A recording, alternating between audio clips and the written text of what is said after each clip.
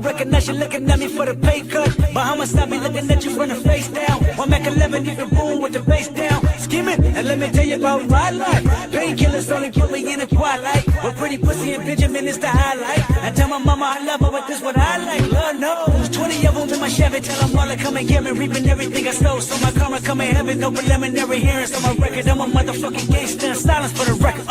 Tell the world I know it's too late. Boys and girls, I think I've gone great. Trying to side my face this all day. Won't you please believe when I say, when you know we've been hurt, been down before. Nigga, when our pride was low, looking at the world like where do we go? Nigga, and we hate poor. When they kill us dead in the street for sure. Nigga, I made the preachers know. My knees getting weak and my gun might blow, but we gon' be alright. Nigga, we gon' be alright. Nigga, we gon' be alright. We gon' be alright. Do you hear me? Do you feel me? We gon' be alright. Nigga, we gon' be alright. Huh? We gon' be alright. Nigga, we gon' be alright. Do you hear me? Do you feel me? We gon' be alright. What you want? You a house, you a car, 40 acres and a mule, a piano, a guitar, anything. See, my name is Lucy, I'm your dog. Motherfucker, you can live in the mall. I can see the evil, I can tell it. I know it's illegal. I don't think about it. I deposit every other zero. Thinking of my partner, put the candy, betting on the Rico. Digging in my pocket, and a profit. Big enough to feed you every day. My logic, get another dollar just to keep you in the presence of the Chico. I don't talk about it, be about it. Every day I see you. If I got it, then you know you got it. Heaven, I can reach you. Pet y'all, my dog, that's all. Big back and chat, I trust it back for y'all. I rap, I'm black on track, so rest assured. My rights, my wrongs, I'm right till I'm right with God. When you know we've been hurt, been down before. Nigga, when our pride was low, looking at the world like where do we go? Nigga, and we hate poor. When they kill us dead in the street for sure. Nigga, I made the preachers know. My knees get weak and my gun might blow, but we gon' be alright. Nigga, we gon' be alright. Nigga, we gon' be alright. We gon' be alright. Do you hear me? Do you feel me? We gon' be alright. Nigga, we gon' be alright. Huh? We gon' be alright. Nigga, we gon' be alright. Do you hear me? Do you feel me? We gon' be alright. I keep my head up high. I cross my heart. In the dark, love me is my fear. Too afraid of my sins. I'm alright in your favor. Dark nights in my prayers. Hey cousins, what's going on, y'all? How's everybody doing? Let me know if you can hear me okay. My shit has been glitching for whatever reason. I don't know why it's doing that. So just let me know if you can actually hear me. I cannot hear myself in my headphones. I don't know why.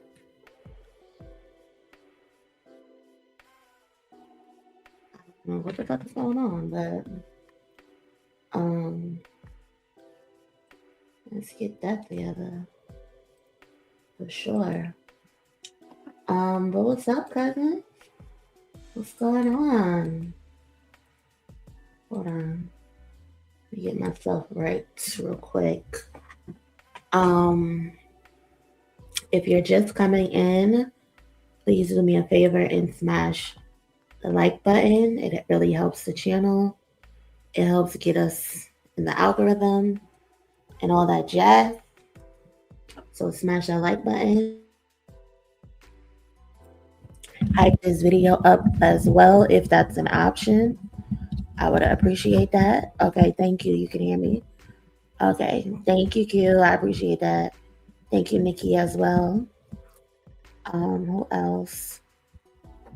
Charlotte, thank you so much for that. Because I don't I don't know what's going on with this laptop lately. It's been acting weird. Um, but yeah, cousins, I wanted to come on here and hang with y'all for a little on this beautiful Sunday night. We got a few things to talk about. So again, if you have not smashed the like button, please do so. I would appreciate that. We like to get 100 likes within the first hour, and it looks like we're already at 55. So shout out to y'all for contributing to the likes. Also, thank you to the cousin walked in the room and got a $5 donation off. Thank you so much for supporting the channel. Cousin! What's up, cousin? What's up? I ain't seen you and I don't know. Cousin Heartbreak Kid said the game is a certified clown. He would drop an album right now after Nipsey dropped. I see why Black Sam don't rock with you. Yeah, crazy timing, right? Interesting timing that he would decide to release the album, right now. I mean, he's allowed to release an album whenever he wants to, right? That's his prerogative, but it is very interesting that he chose to do that right now, especially since he wasn't promoting the album or anything like that. There was no promoting. He just dropped this album out of nowhere, essentially.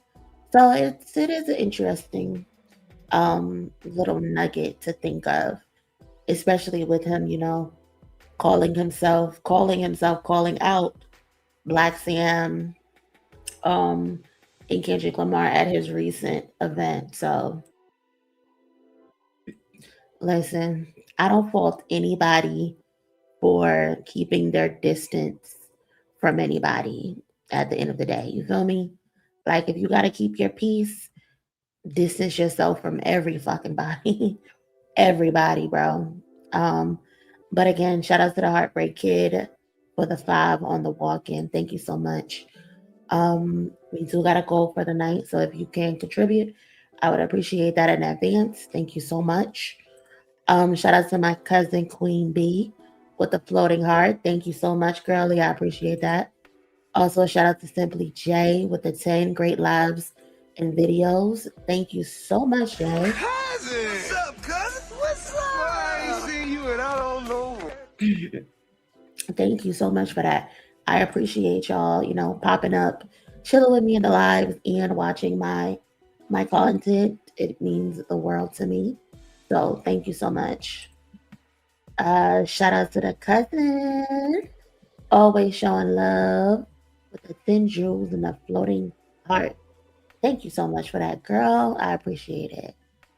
Thank you, thank you, thank you.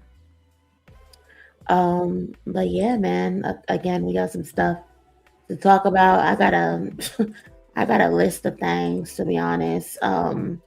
Starting out with Charles Brown allegedly getting jumped by the nation of Drizlam. Like, what the fuck is that about? What is that about? Like, how the fuck you get jumped by a bunch of Drake fans? So I want to chat about that a little bit. Before we do anything though, I want to show some respect to Michael Wright. He passed away a couple days ago, I believe on the 19th. So wanted to send my respect and my condolences to him and his family. If you know Michael Wright, he's better known as Eddie Kane Jr. of the Five Heartbeats, and his family. They didn't tell us how he passed. I mean, that's really not important, to be honest. But he has transitioned at the age of 70 years old. I believe he passed on August 19th. His wife revealed on Instagram. And like I said, he's most known as Eddie Kane Jr. in the Five Heartbeats, but he also had roles in like Miami Vice, Sugar Hill, Oz, and so many more roles phenomenal actor. So rest in peace to him, man. Definitely rest in peace to him, and sending my condolences to him and his family. I watched the Five Heartbeats last night, and man, you could not tell me that the Five Heartbeats weren't a real group. Like, I really thought they were a real group. You could not tell me JT, Duck, Dresser, and Quiet Boy, and good old Eddie Kane wasn't a real group. You could not tell me that. I was so mad growing up when I finally found out that the movie was fucking fiction. I was pissed. I was pissed. But shit, great movie, man. Great movie, for real. You know what? Let me play a clip. Fuck it. I just probably have to edit it out at this point, because is there a heart in the house tonight? Like, you could not tell me they weren't a real fucking group. You could not tell me. Like, hey, come on, look at the passion. Look at the love. Look at the passion. Jesus Christ. Baby doll. Her post on Instagram, baby doll, her post on Instagram took me through there. She ended it. She said, "Forever your baby doll," and I just started crying. Oh my God. My girl right here was hot and bothered. Gucci was thumping. Thumping. Control it. Control it. Control it. You couldn't tell me they weren't a real group. You telling me this wasn't a real group? Like, come on. Mad as fuck. They tried to cheat. They tried to cheat them. And look at your grill. Mad as fuck. Cheater. Convulsing. I act this way every time I see J-Rock too. Oh my God. Woo! You could not tell me this wasn't a real group. You really couldn't. Such a good fucking movie, man. We're gonna have to get on Twitch and have a movie night. We haven't had a Sunday movie night in a long time, but like within the last 2-3 weeks, we haven't had one. But we might have to have one to watch the Five Heartbeats. We might have to, for sure. Again, man, rest in peace. Rest in peace. Rest in peace. Classic movie. Classic movie. Shout out to Modcast by S. Sims with a $2 holla. Thank you so much, cousin. Cousin! What's up, cousin? What's up? I ain't seen you and I don't know. I appreciate that so much. Thank you. I also just watched the Temptation movie on Prime Video this week. Man, we don't make up movies like that no more, man. I think the last good, I guess, singing movie that I watched was the New Edition story. I'm sorry, I didn't like the recent Michael Jackson biopic. I did not like it. I can't even lie. I didn't like it. I like the American Dream much better. I just feel like the Michael movie had too much missing. And I feel like the directors, the producers, they should have did a better job of making sure they got clearance on all of that shit. Like, y'all been working on that movie for years and y'all getting shit cut out in the last minute. No. So I think the most recent movie or singing biopic that came out that I enjoyed was the New Edition story. Selena is a good movie as well. Yeah, Selena's fire. J-Lo did her thing. J-Lo did her fucking thing. Whitney Houston biopic. I hated Whitney Houston's biopic. Oh, it was trash. I hated it. what pissed me off the most about the Michael movie is he never used his real voice. Yeah. I hated the Whitney Houston movie. That shit was trash. I don't like it. Um um Tupac movie was even worse. I heard I never watched the Tupac one. Never watched it. um but moving on. Shout out to Tyler the Creator. Because its Camp Flog Gnaw Festival was just announced, and where do you stream from? Your streams are so clean and clear.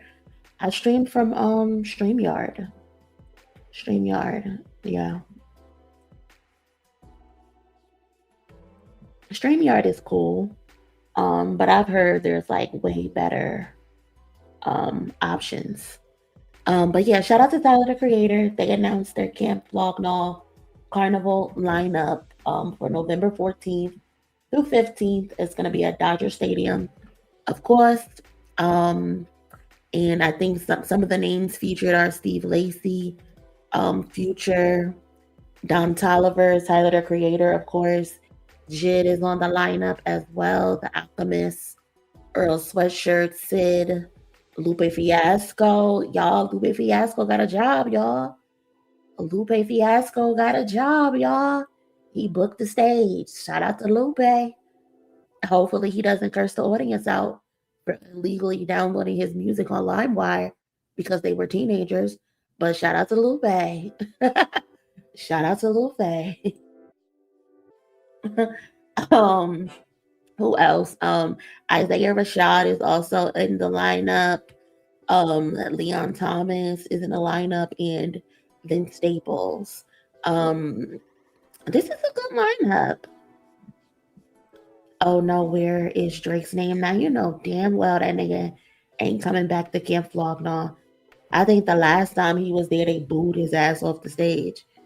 He is not coming back there. So don't count on it. But yeah, this lineup is pretty good. I like the lineup. I definitely like the lineup. I won't be there, but shout out to everybody who do attend. I will be in the comfort of my home trying to catch a live stream. Because one thing about me, I hate crowds. I hate crowds. It could be 10 people and that feels like a crowd to me. I hate crowds, okay? I hate festivals and all that damn walking. My anxiety is flaring up right now just thinking about being anywhere close to the vicinity. Like, I cannot deal with that standing around all day in a fucking hot area, packed like sardines. No. Mm-mm. Damn. No, sir. Absolutely not. But I hope everybody has a great time. I hope you enjoy yourself. If I did attend, I definitely try to hit Vince Staples set. Um, I would try to hit Tyler's set. Definitely Leon Thomas, Isaiah Rashad, Steve Lacy. Um, yeah. Oh, the Alchemist is also on here. I don't know if I said that, but yeah.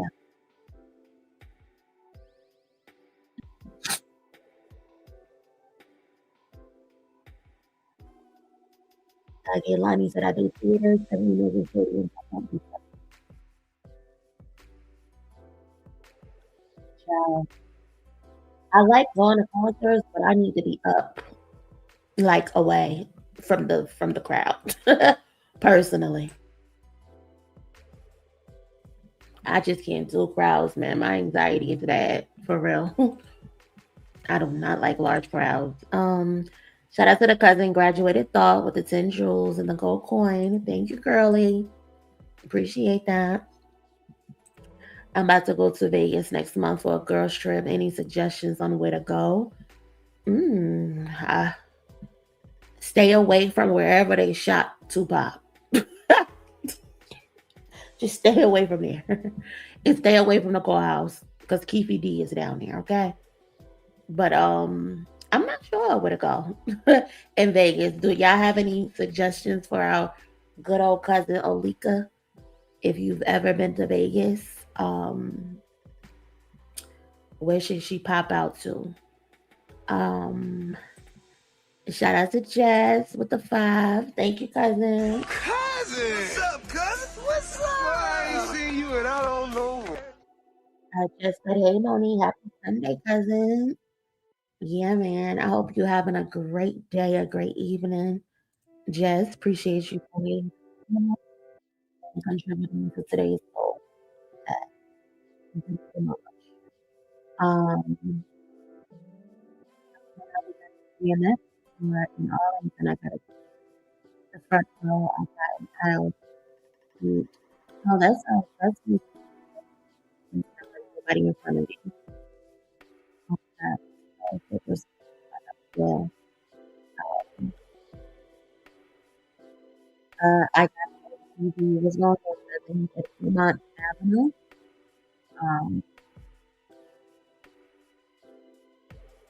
Area. Out. Right. I propose in Hard Rock. See, nice. Well, I hope there's. I don't personally know. I've personally never been to Vegas before. I'm going in and out. What's going on? Hold on, y'all. I don't know what been going on with this shit. Can you hear me? Am I good? Am I good? Am I not good? What's up?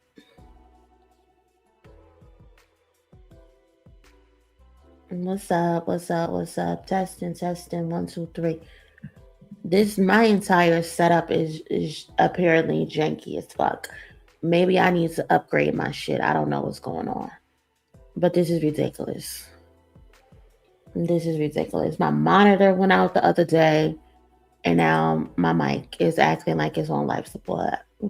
We gotta upgrade this whole situation. But shout out to everybody who's gonna go to Camp Flog Gnaw. I hope you enjoy yourself. And speaking of Tyler the Creator, apparently he's gonna be on AZChike's new album. AZChike went on his Instagram and shared a video of them and what appears to be like a behind the scenes of a video shoot.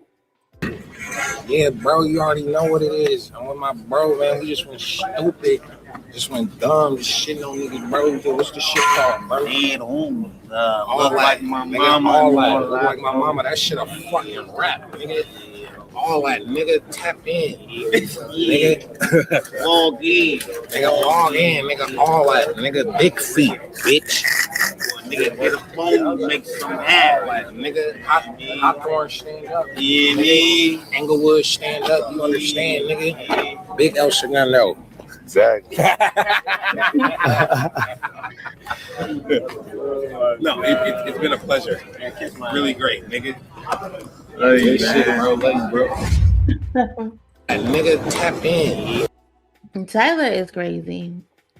Tyler is out of his mind. Shout out to the cousin Miss Charmaine with the 10 jewels and a gold coin. Dude is hilarious.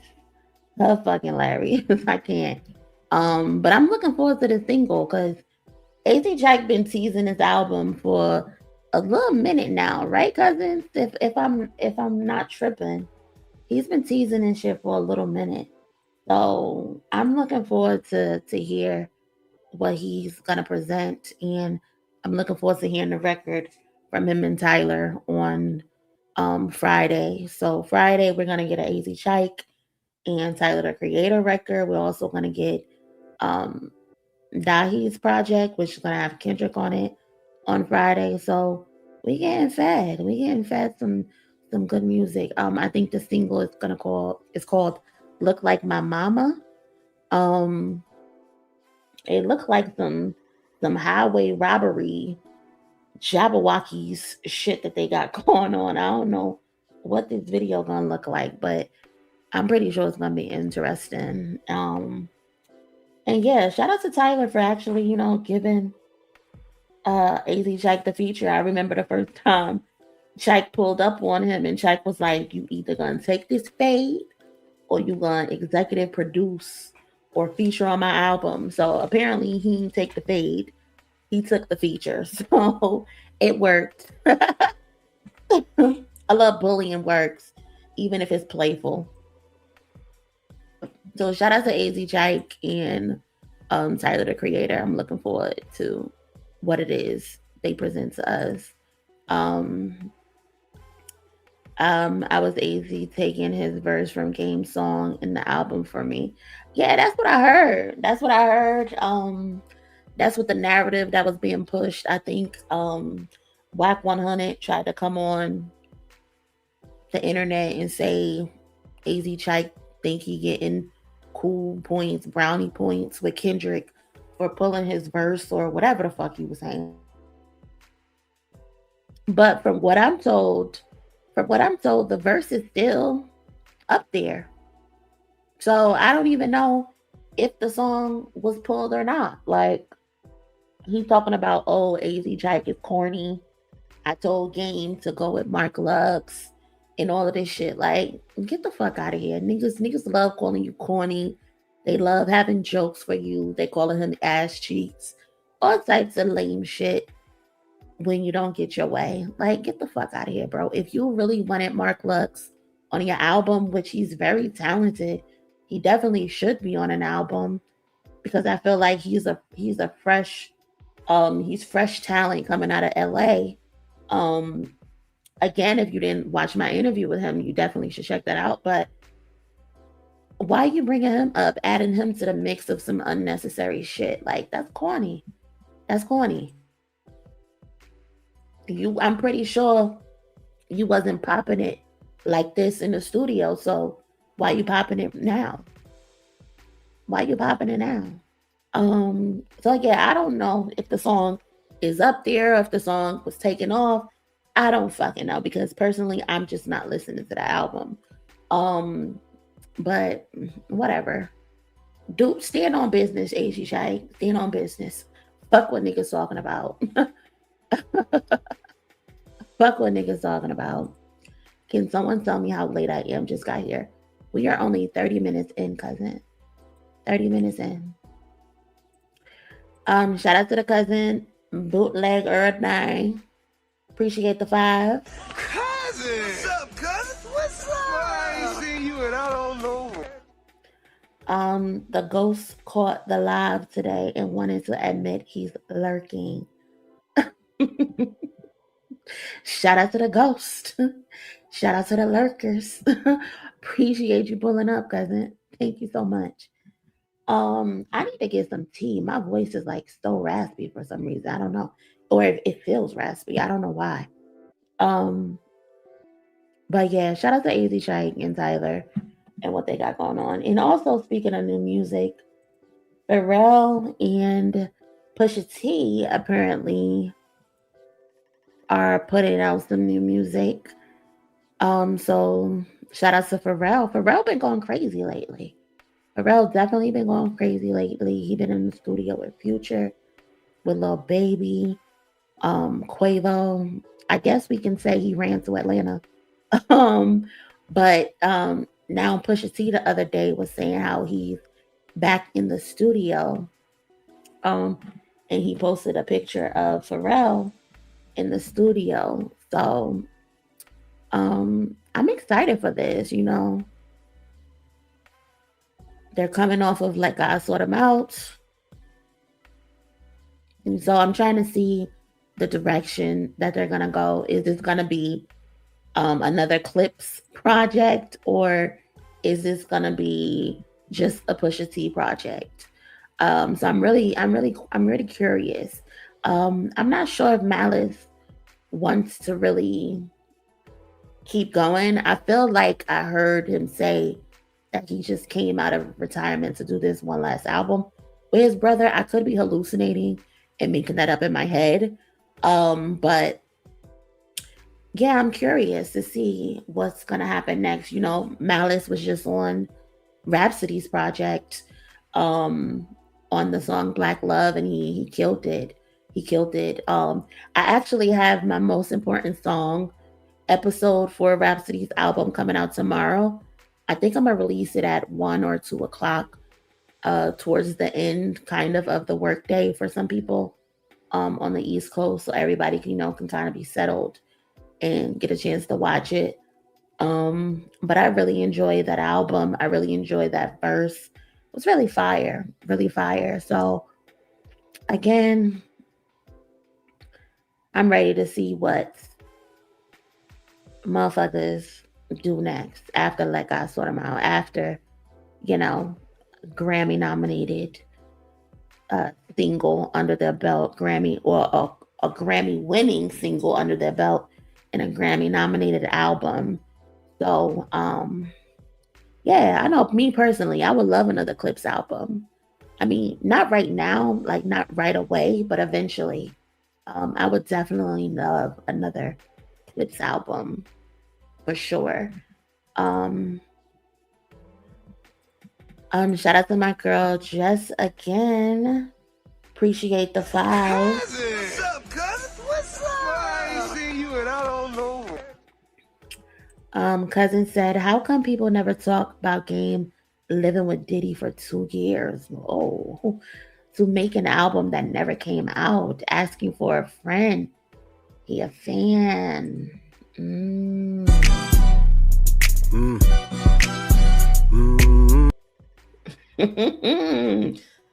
What was going on at that house? That is very interesting. He was living at that man's house. Joey Badass was living at that man's house too.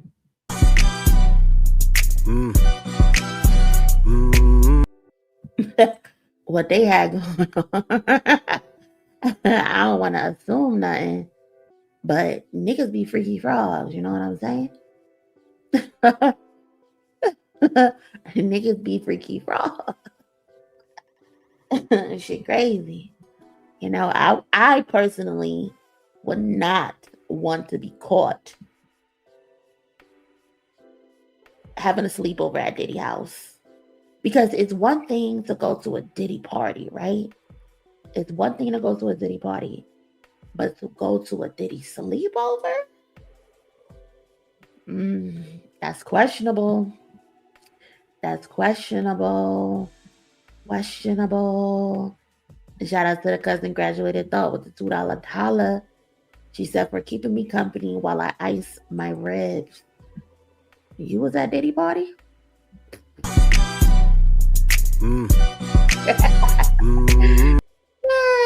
Just kidding, cousin. Shout out to the cousin, man. Cousin! What's up, cousin? What's up? I ain't seen you and I don't know. Why you icing them ribs?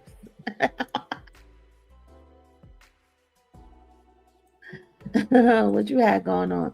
But 2 years is crazy, right? Mind you, this is a grown father of 4. A grown father of 4 living with another grown man? That's questionable. That's very suspect and very questionable. For sure. Oh, man. Nah, for real. All jokes aside, cousin. What's going on with your ribs? What did you do? She said, oh, hell no. What did you have going on with your ribs? What do you have going on with your ribs? And hopefully you feel better.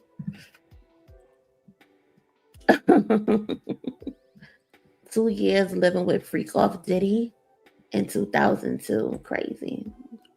Insane. I just be remembering Diddy on, I think it was Drink Champs or something. It was some podcast. And I think it was Jadakiss and Fabulous. And Diddy kept calling them daddy and was saying, why you ain't never come party with me, daddy? To Fabulous. Very uncomfortable. Very. But anyway, we done we done derailed this whole topic. Again, shout out to Pusha T, shout out to Pharrell, shout out to Malice too. I can't wait to see or hear what it is that they do next. Let God Sort Them Out was phenomenal, deserved all the accolades that it received, and yeah, I'm looking forward to what's next. Definitely looking forward to what's next. And speaking of not getting in the booth, 50 Cent seems to be scared to get in the booth. While Pusha T is in the booth, 50 Cent is scared to get in the booth. In a recent interview with Ebro after showing up to Joe and Donald Jones versus 50 Cent says he won't release a new album because you aren't supposed to be the hottest rapper at 60. So let's listen to what he had to say real quick. Hold on. Let's play this real quick. Music as themes and intros. Yeah, I'm not trying to be in the way. See, look, hip hop culture is connected to youth culture. You are not supposed to be the hottest in nothing at 60. Fuck that, man. You can still do your shit. Like, you still sing, and that's love music. It don't never. But you've never felt like you still have one more album in you. No, I still got love for music. I'm never gonna lose that. Like, I'm always want to do something, and those are like entries. Look, this is me putting a little piece or tab something in there for them here. That I still do it. That I still got it. But you ain't giving us. I don't need it. I can't come. I know you bust ass right now. Put them niggas out, and I do the shit from 03 and fuck them up right now. Right, right now. So do you have any? We go international. You got any unreleased albums? 50? You got any albums you recorded? You just don't want us to hear? Yeah, I got music out in. That's if it doesn't sell, you keep it to your motherfucking self, right? Motherfucker tell you this is a personal album, I made this for this and that. And why do I hear it, bitch? Yo, because sometimes you need to share that with the world. The world needs to go through that with you. We want that sometimes. No, man, you just you were the king of marketing and promotion, but sometimes we want to know promotions for something. If you want to do it, like tie it to something and just let it go. It'll work. In the paid in full movie, would there be records from 50 Cent in the movie? I'll do something for it. You know, 50 Cent Tyrese. That's how we gotta figure out something. Let's go. That's right. You're an actor. You're an actor. Yeah. That's right. I forgot about But 50 also, on top of you not want to do it yourself, you will tap in with a younger artist like Skilla Baby who's getting ready to drop. Yeah. Right. Yeah, you'll do them features. I like Skilla, the Baby. A lot of the new artists, I check them out. Like I look for what I like in the new artist. So I'm not a critic to them. I just look and say, what's cool about him? Like, why is he who he is right now to the culture at the moment? Like, I think whoever's in college is your core audience because their socialization is so important to them at that point that they go party every available moment away from their schoolwork. You always in business mode. You can't even. Yeah, always. I can't even just come get the hard drive from you and just put out some records. My core audience is running the world right now. Yeah. They are successful in running the world. And this may be why you see me able to make deals that it wasn't possible to make. You know, and because you walk in them boardrooms and I'm 50, they know the significance of me. So then it changes the way things are, you know, and then it's cool. I wouldn't pick a different time. There he is. There he is. Down there, what up, brother? Great show tonight, Joe. Phenomenal show. Down there was super clean on us tonight. Super clean. Came in here pipping on fire. Baby,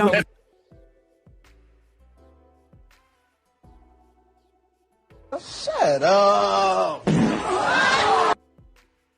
Niggas making all types of excuses in the fucking world. Get the fuck out of here, bro.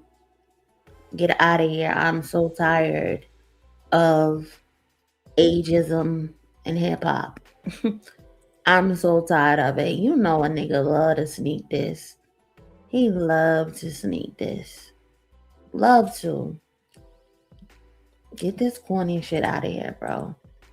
I am so tired of niggas leaning into ageism when it comes to hip hop. And that shit is so funny to me because it's like, do niggas just automatically stop knowing how to write? Do niggas automatically just stop knowing how to rap once they hit a certain age? Like, I don't get it. Shout out to Izzy 3000 with the 10 jewels. Appreciate you, cousin. Like, what's up with that? Ageism in hip hop is also stupid to me because this is a genre where many of our talented, known, or greats don't make it to see their 30s, 40s, and 50s, and 60s most of the time. Like, we can run down the timeline. Like, literally, Biggie died very young. He died at 24 years old. Pac died very young at 25 years old. Big L died very young, 24 years old. Pop Smoke died 20 years old. Mac Miller at 26. Takeoff died at 28 years old. Nipsey in his early 30s. What are we talking about? Same with Young Dolph. To grow old in general is a fucking blessing, man.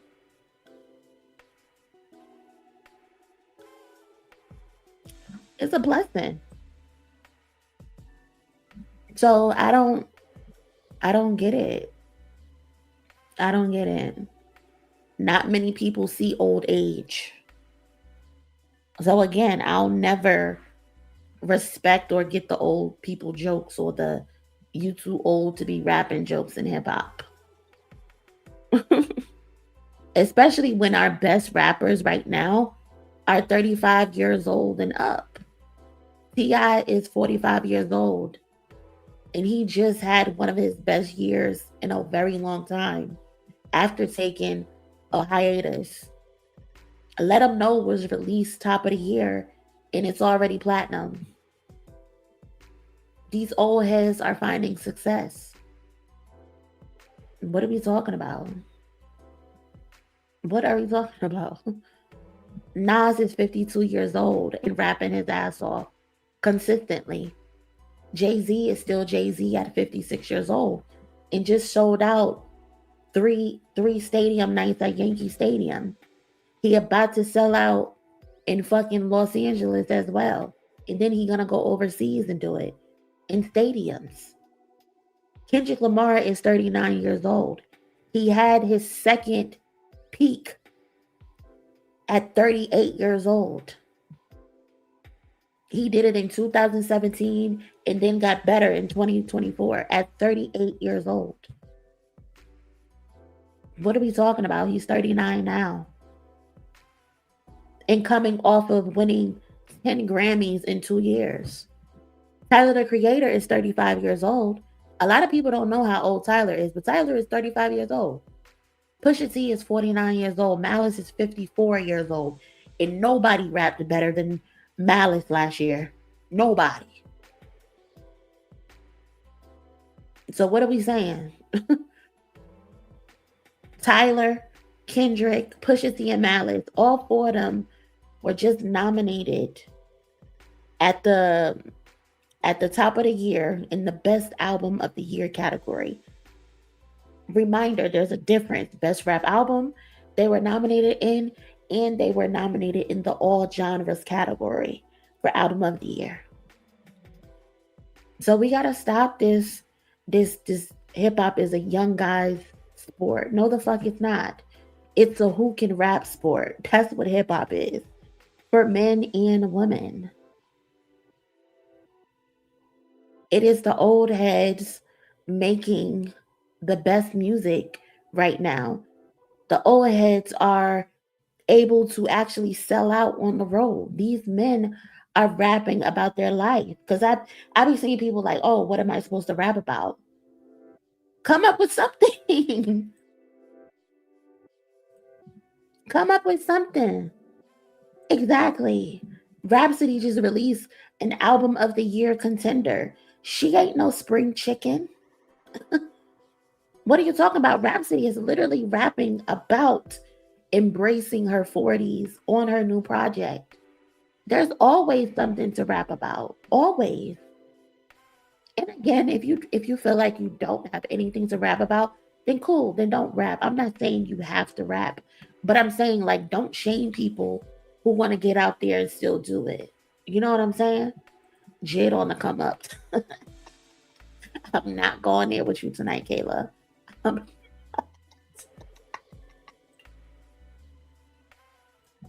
I'm really not, bro. I'm really not. But nah, man. 50 Cent just need to be honest, bro. He needs to be honest.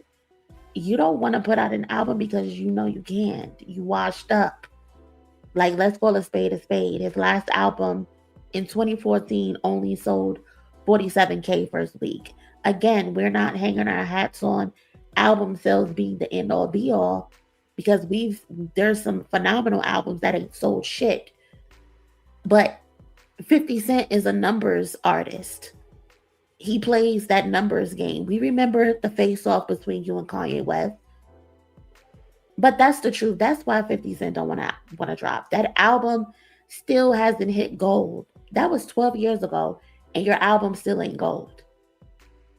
If we being honest today, 50 Cent would do 15K to 20K first week. And he doesn't want that embarrassment, because he goes around embarrassing artists for only doing 20K. He was just talking shit about Rick Ross for doing whatever numbers that he did. 50 Cent only want to make theme songs. They say this is a big rich town. Yeah, I just come from the poorest part. That's the bop though. He got that one on. Joe carried. But 50 Cent only want to make theme music and do features here and there, because he knows that's a safe spot for him. That's a safe spot. But let's be real, Curtis. Imagine saying you are too old to do the job that made you who you are today. You too old to rap, but not too old to troll on the internet.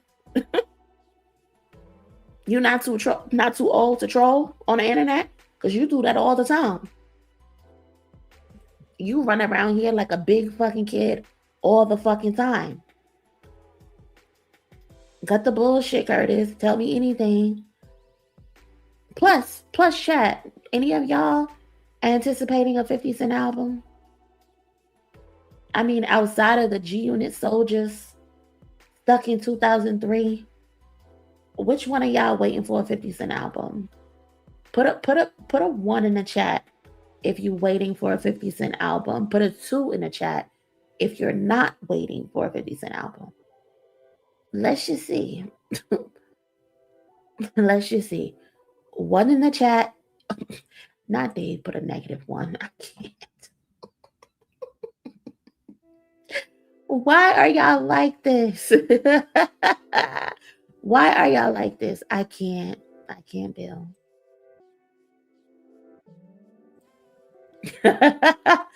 Oh my God, man. Well, the chat has spoken. The chat has fucking spoken. But to wrap this up, hip hop culture doesn't have an age limit, in my opinion. If you can rap, you can rap. It's just that simple. It's just that simple. If you can rap, get your ass in the booth. And if you scared, go to fuck the church, nigga. Go to church. Because don't nobody want to hear that shit. Don't nobody want to hear that shit you rapping. Okay? Anyway, shout out to Izzy again. Izzy 3000 with the 750 jewels. Let them cook. Let them cook. Thank you so much for that. Shout out to Bootleg Earl Time. Appreciate the 10, cousin. Thank you so much. Cousin! What's up, cousin? What's up? I ain't seen you and I don't know. Cousin said, "Money underrated. Why do so many people eating this nigga? I think we want to eat it. What a cousin. It's happening. I don't get it either. But then again, it's because he has a lot of ties to people. People don't realize the connections that, he's made and how many people have investments in him. So when he wins, they win monetarily, some of them, Some people are fans of him, but a lot of these people are monetarily invested in Drake, in the industry. Whether y'all know it or not, it's the truth. So niggas, they mute up when it's time to hold people responsible. Could you imagine if it was Kendrick Lamar who decided to take Drake to court over some rap lyrics, could you imagine the reaction? They react to him not picking up a nigga phone. They be calling this nigga fake Jesus Christ because he don't want to talk on no celly. So could you imagine if he walked his little 5'5" ass in a fucking courthouse and said he wanted to sue Drake over some lyrics? They would have nailed that motherfucker to the cross like he was Jesus. People love looking the other way when it's people that they like, people that they relate to, people who they see themselves in, and people who they have private business with. You know what I'm saying? So it is what it is at this point. Like, what can you do? I know me personally, I ain't fucking with that shit. I ain't fucking with that nigga. But there are a lot of people who are fucking with him. There are a lot of people who really wanted to believe that he was doing this for the smaller people. Get the fuck out of here. He don't give a fuck about no small people. Because if he did give a fuck about the small people, he would have been stopped Spotify for operating the way that they operated. You know what I mean? Like, if I read correctly, Spotify have something like the way that the artists are paid is that there's just this big ass pot. And the bigger the artist you are, the more streams you are, you get the most from the big pot. And then whatever else is left over, it just gets spread out to everybody else. If you really gave a fuck about the small fries, you would not allow that type of system to be in place. Like, get the fuck out of here, nigga. This was about your ego. This was about you weaponizing your privilege at UMG. And I don't feel bad for UMG as well, because you guys allowed this monster to manifest. You did a lot of fucked up shit behind the scenes for his benefit, and the one time you couldn't because Kendrick had no stipulations. You couldn't tell him what to do and what not to do. You see what they tried to do to the clips, right? They tried to tell them, you can't put this song out. You got to either take Kendrick's verse off or not put the song out at all. The clip said, fuck that is enough. They were already behind the scenes fucking with Pusha T, fucking with Meek Mill, fucking with anybody who got into any kind of scuffle with this fucking weirdo. You know what I'm saying? But they couldn't do that to Kendrick. They couldn't do that to Kendrick because he knew better. He was smart enough to make sure his affairs were in order before he decided, I'm chopping this nigga down. So that's why UMG was like, sue him, don't bother us. But yeah, UMG made that monster. Am I rooting for UMG to win? Yeah. But it's only on a technicality. Fuck UMG at the end of the day, because again, y'all created this nigga. Y'all gave him things behind the scenes that you shouldn't have done. In the moment you decided that's enough because you couldn't really do anything, he threw a temper tantrum. The same way he threw a temper tantrum when they refused to take him out of the wheelchair on the grass. It's crazy. But it is what it is. It is what the fuck it is. Shout out to the cousin again, I appreciate it. Shout out to the cousin doubling back again with another 10. Thank you so much for supporting the channel. Cousin! What's up, cousin? What's up? Well, I ain't seen you and I don't know.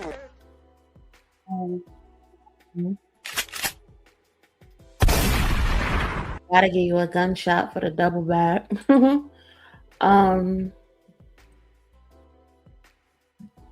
Cousin said people saying he's suing the label are even worse because what does that, I guess, that have to do with him wanting to know if KDot is his kid's father or his criminal record have to do with the label? Yeah, niggas just being messy. He knew he wasn't going to get those things. He did those things to try to get under Kendrick Lamar's skin. He knew those things were not an option, or they weren't going to be granted to him. Niggas just do shit just to do shit, to piss people off. And that's what that was. That's literally what that was. Shout out to the cousin, Brooklyn. Appreciate the 10. Cousin! What's up, cousin? What's up? I ain't seen you and I don't know. Thank you so much for supporting the channel. I hate when people clip me. Shout out to Instant Vintage. Shout out to them. I follow them on Twitter. They are a pretty dope page, but I hate when motherfuckers clip me. I swear to God, I hate it. It'd be so weird.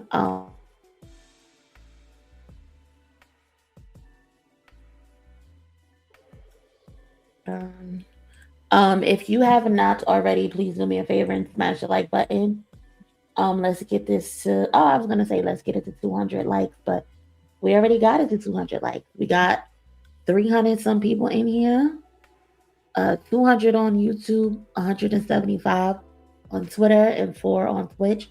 So shout out to everybody who's pulling up on this beautiful Sunday night. I appreciate y'all so much for supporting me. But yeah, man, 50 Cent, stop the bullshit, bro. Either drop the album or don't drop the album. It's that simple. You know who I want to drop an album? You know who I want to drop an album? My man. My man J-Rock was outside. He outside. Shout out to Momo on Twitter. My man J-Rock is back outside, y'all. I think we might need to get our cross our fingers and make a wish with how much he's been visible for like the last month or two. And the more visible he is, it's feeling like Eastside Johnny is ready to, end his hiatus. J-Rock pulled up to Howard University with Rayvon and Serve for the TDE HBCU college tour.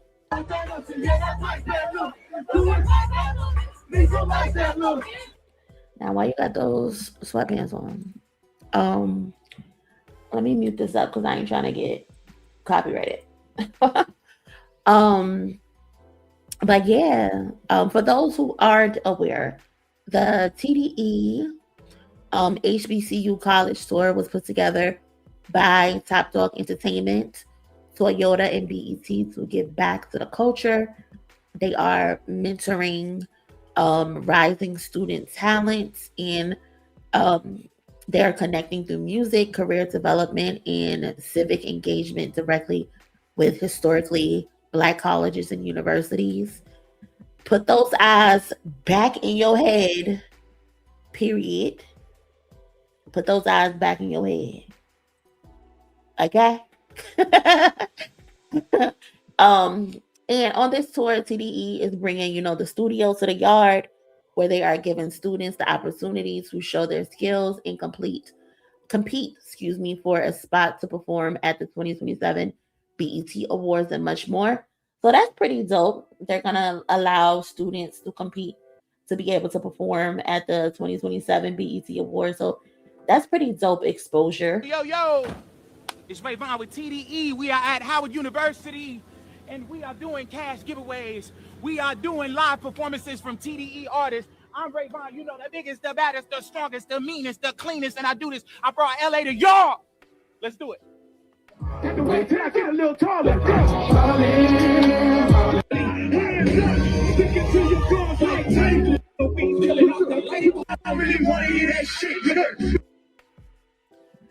So, yeah, shout out to TDE, man.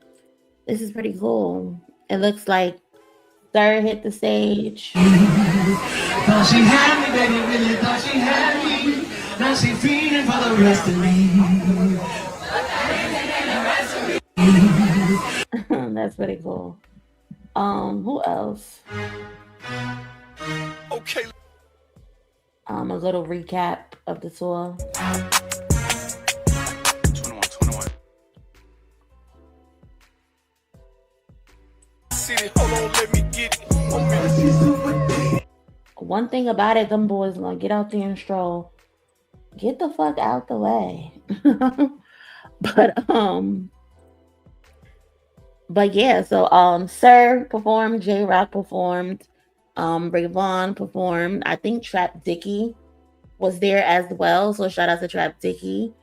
He's on his come up or whatever. But again, I'm just happy, to see J Rock outside getting his reps in. Plus, he's just so fine. It don't make any sense. I love him so much. I love him so much. I want to be a tooth inside his mouth. That's how much I love him.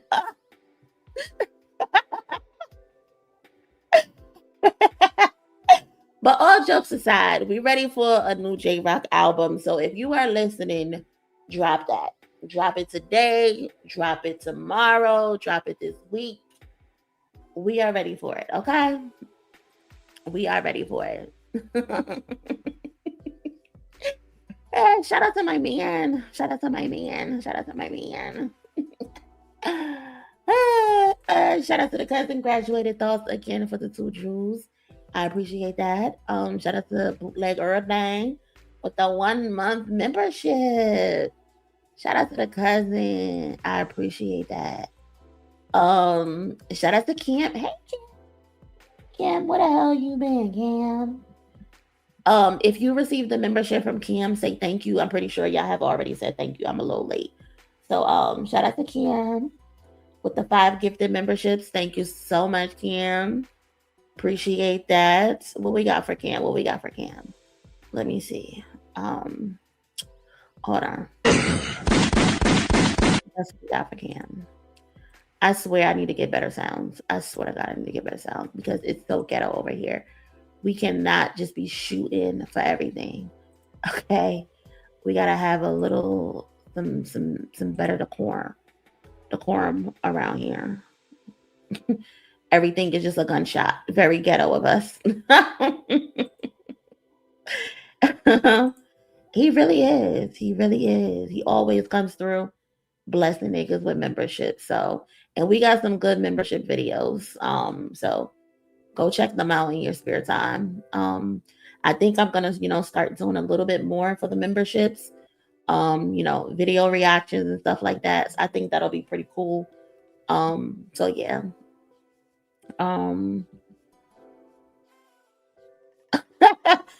Not because it says she need a bulletproof vest out here. Yeah, it's very ghetto over here. We classy, but very ghetto sometimes. So yeah. If you have not, please do me a favor. Smash the like button. Help your girl out.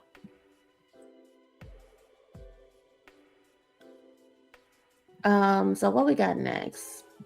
Staying on TDE. Dot involved with Centennial High School and TDE involved with the HBCUs. Too good. Definitely too good. And staying on TDE because the other day was the 5-year anniversary of Kendrick announcing that his time with TDE was coming to an end. So I just wanted to, do like a little recap again. Shout out to Mumu. Where would I be without Mumu in all her documentation? Where would I be without Mumu? She makes it so easy for me to just go find shit. I used to have to go do the research myself, but now sometimes I just go to Mumu page because I know she's gonna have it on her page.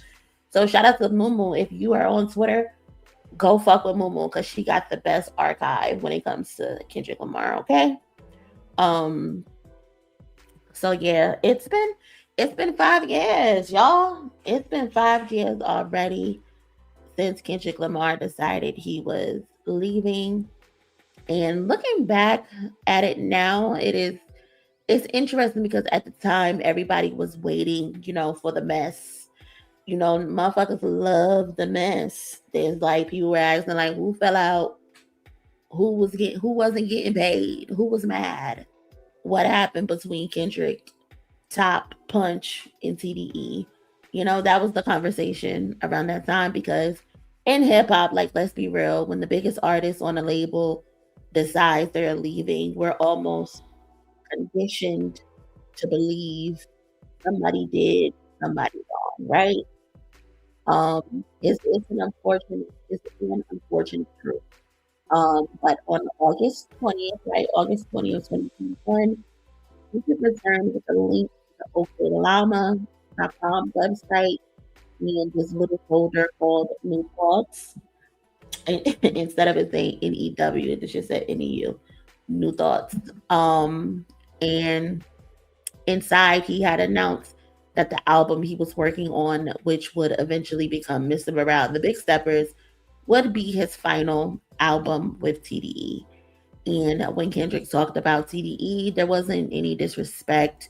He talked about the struggles, you know, the success, and most importantly, the brotherhood. I think Punch as well. Punch had responded on Twitter later that day because everybody immediately assumed something bad had happened, and his message was basically, why do we automatically view change as something negative instead of growth? And he's right. He's definitely right. He said Kendrick deserves to evolve, build his own business, and become self-sufficient. And he made one thing very clear, that this is still the family. So that's what's up. Now, do I believe that means everything was peaches and cream behind the scenes? No, I don't believe that. Not for one bit. I think two things can be true. I think Kendrick and TDE can genuinely, you know, love each other while also having uncomfortable conversations, because that's the uncomfortable conversation. These people have been together for nearly 2 decades. Kendrick essentially grew up in TDE. He went from this young rapper, J-Rock's hype man, to a young rapper. They were developing to arguably the biggest rapper of his generation. So eventually, he's no longer only thinking like an artist. He's thinking about ownership. He's thinking about business and independence. So conversations needed to be had.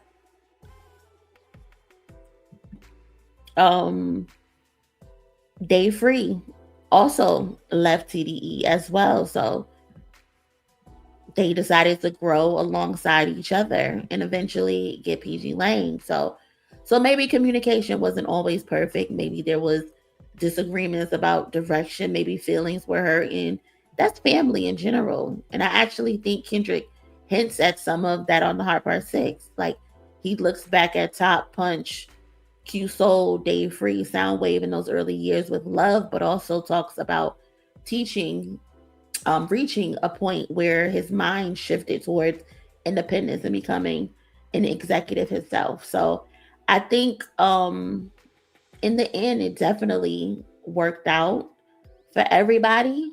When we look at the last 5 years, right? After Mr. Morale, he moves fully into his PG Lane era. Then he had The Battle, The Pop Out, GNX was released, and that was the first album on his label. Squabble Up goes #1. Well, Not Like Us goes #1. Squabble Up goes #1. Luther with SZA goes #1 for 13 weeks. Not Like Us won 5 Grammys. He headlines the Super Bowl. Him and SZA go on a massive stadium tour. He became the most Grammy awarded rapper ever. Good Kid, Mad City, and Damn are diamond eligible. Spotify gets 2 billion Spotify streams. Like, Kendrick's first wave of being on steroids as far as like pop culture goes was Damn. Artists don't necessarily get a second wave, and this nigga got a second wave times 30 in 2024. So it definitely worked out for Kendrick Lamar, but it also worked out for CDE because SZA became her fame rose. SOS is a staple in R&B. She's broken a lot of records.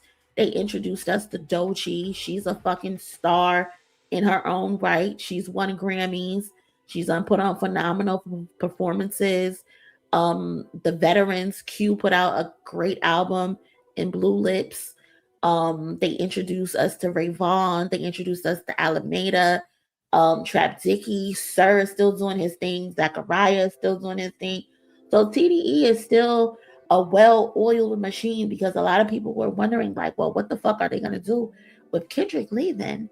And they're still stinging in tall 5 years later. So the split, quote unquote split, both sides won in actuality. So 5 years later, both sides are primed in their best shape, I would personally say. So shout out to Kendrick and shout out to TDE, because it was, and then too, they still work together.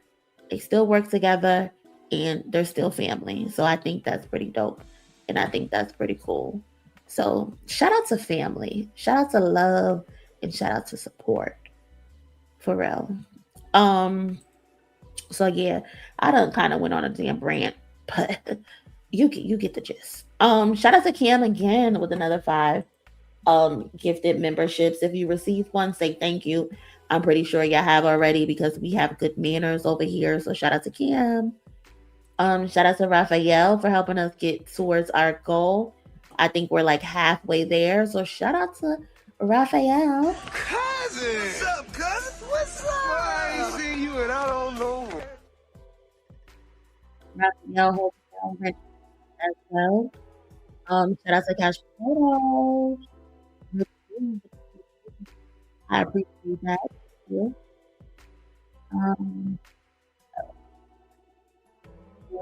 And Butterfly Edge. The 5.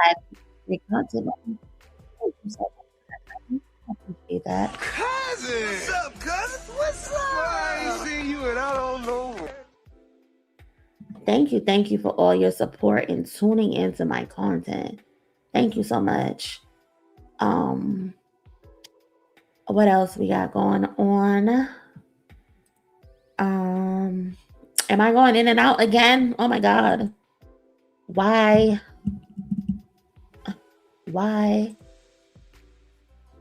Brooklyn said, saw Alameda last night with Isaiah Rashad. She's dope. That's amazing. How was the concert? How was it? How was the concert?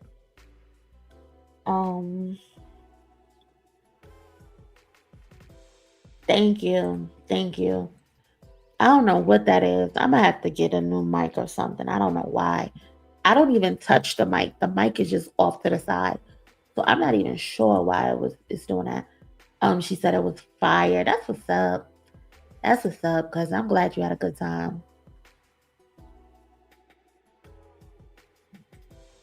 I think every time you use your board sound, it messes up your mic. Really? Hold on, let's see. Cousin! What's up, cousin? What's up? I ain't seen you and I don't know. Is it messing up? Let me know. Is it messing up right now? We need that Monie and J-Rock interview. Listen, it ain't gonna be no interview. It's gonna be some... Act like you ain't hear that. Act like you ain't hear that. Don't even. I did not say that. That was not me.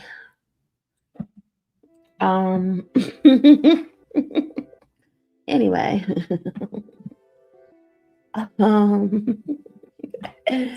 Literally. Here comes the boom. Here comes the motherfucking boom, okay?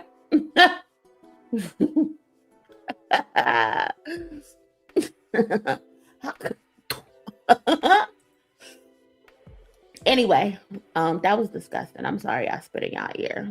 Forgive me.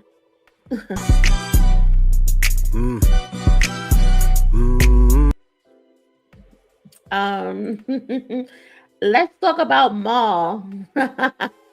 Let's talk about Maul for a second, because did y'all see what happened between them? Well, I mean, not nothing physically happened between them, but recently, not Jesus that I'm out of here.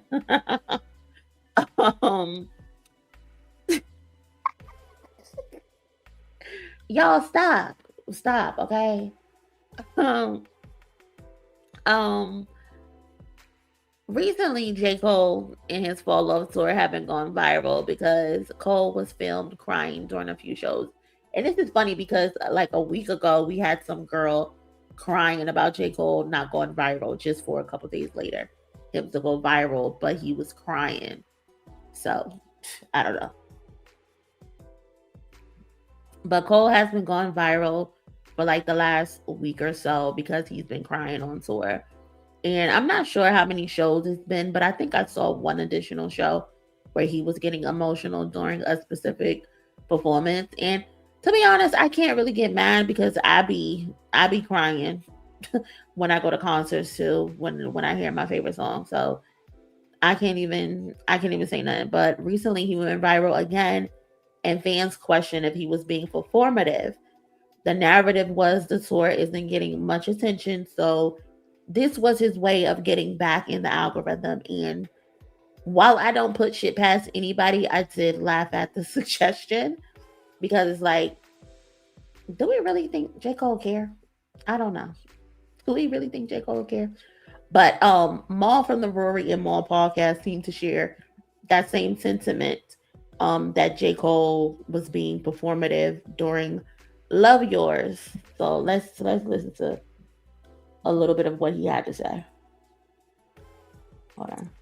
This shit he's doing, this crying shit, this is great. You don't think he? You are so fucking ridiculous. This is great. This is how you pull at the heartstrings right here. This is how you win the people back. You become so relatable. Cole is always, that's been his thing forever. Is being relatable. That's why I said you go all the way to the point that people have criticized, like, all right, you're too relatable to college students. I shoot people, so I can't relate. Like, yeah, he has a specific core that he's relatable to. And you don't think with the lyrics of that song that he wrote without AI, penned himself, felt every word that he was writing, he wouldn't cry when performing that? Oh my God. You're posing a question. Can I answer you? Oh my God. Can I answer you? Oh my God. Can I answer you? Of course. I just feel like a lot of this shit is, and it should be, but I feel like a lot of this is performative. But he is performing. It's at a show, he's on stage, so it should be performative. There's nothing wrong with it. I think as Cole fans, y'all just get too like, whenever somebody has something to say about Cole, y'all get too like your panties in a bunches. Just listen to what I'm saying. This motherfucker. It's supposed to be performative.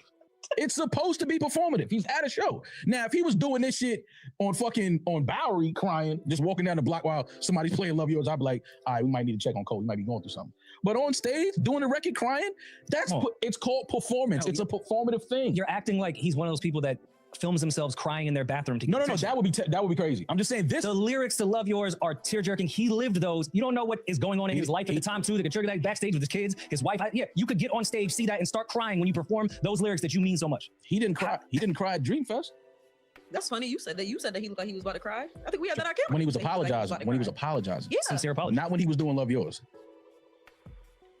When he was apologizing, he looked like he was about to cry. When he did Love Yours, he wasn't crying. I'm almost positive this is the first time that he's cried doing Love Yours. He's cried almost every night. He has not cried almost every night. The reason he's why been teary-eyed almost every night doing this record. You can go back to when he did the shows here. He was teary-eyed doing this record. No, but Cleveland was the one that he... Yeah, it's a terrible city. You ever been to Cleveland? I would cry too if I had to... I've been to Cleveland, and it's a lovely city, especially in the fall. Eve even tweeted that it was one of the best crowds, one of the best shows. There may have been a different type of atmosphere. Every night. They haven't said that. He said that at Barclays. He didn't say that at Barclays when he was there. He didn't say, yo, I ain't gonna lie, this is the most lit night. No other show is fucking with this. He said that verbatim. Listen to what I said. I said Eve went out. I have not seen Eve tweet at all on this tour at all that Barclays was the best, Madison Square Garden was the best, Toronto was the best. He said Cleveland may have been the best Cole show I've seen. So there may have been something different. I've been to concerts where the crowd is just different and it makes the show. I saw the Yeezus tour in the Garden and at the Prudential Center. It was a different energy in each of those buildings. Yeah, it can change and that can get emotional. All right. Me personally, that's your. I'm respect. Why you can't respect my I respect it. If I didn't respect, I wouldn't be having a conversation. Yours. I respect what you just said. No, I love yours. Respect mine. I love yours. I love yours. Love mine is on answer. Why none of y'all niggas here love mine? How come none of y'all love mine? Y'all don't love mine. Because your shit is ridiculous half the time. Niggas don't gotta respect it just because it's your opinion. I can tell you that your opinion is bullshit. It's just that simple. It really is just that simple. So he went on this whole shtick about Cole being performative, Cole doing this shit for attention and all of this just to eventually apologize. Basically, because a story ended up coming out. Here it is. A story ends up coming out that the reason that Cole was getting emotional, I believe, is because he saw a very known fan of his family in the crowd, and this fan of his had passed away. So he was getting emotional when he saw the fan's family in the crowd. But Maul eventually apologized. This is what he had to say. Of a fan who was in the audience. We recorded way before that information came out. I was talking shit. I said, Cole, it felt performative. Now, after the information came out, the family of his fan, passed away. I believe his mother was there. Yeah, passed away from cancer. Colin Griffin. Colin Griffin was the name. Rest in peace and prayers to the Griffin family. So yes, I apologize to J. Cole. I don't, I sit here and talk shit about Cole, but I actually do. I'm a Cole fan, but I'm gonna give him shit. It don't matter. But yeah, I was not aware of this. So I said it felt performative, him crying for Love Yours. Obviously, this has something to do with it. So I do apologize. Okay. So, J. Cole, my bad, bro. Nothing but love, nothing but respect. Yes. Thank you. Well, I don't have a clapping's odd, but that was the clapping is crazy. The clapping is crazy. And this nigga is a fucking degenerate. Like, literally a degenerate. Niggas want to be clip, clip, clip, clip, clip. Just stop saying dumb shit, bro. Just stop saying dumb shit. You want to really apologize? Don't stream for 2 weeks. How about that? Get away from a microphone for 2 weeks. The fuck they clapping for? I don't know, cousin. I don't know at all. This shit is crazy. Shit is weird. I don't know why they clap like that. It's like, I guess, like, oh, you finally fessed up to your bullshit. Well, I don't know, man. Shit don't be making sense. Shout out to Kayla holding down the wrench with the 10 jewels. Thank you so much for that. I appreciate that. Niggas is a weirdo. He's weird. If you have not yet, please do me a favor, smash the like button. We got over 250 likes, so shout out to y'all. We got 230 people in here on YouTube, 270 on Twitter. So shout out to everybody on that side. Let's talk about Challz for a second. Let's talk about Challz because what the fuck? What the hell is going on?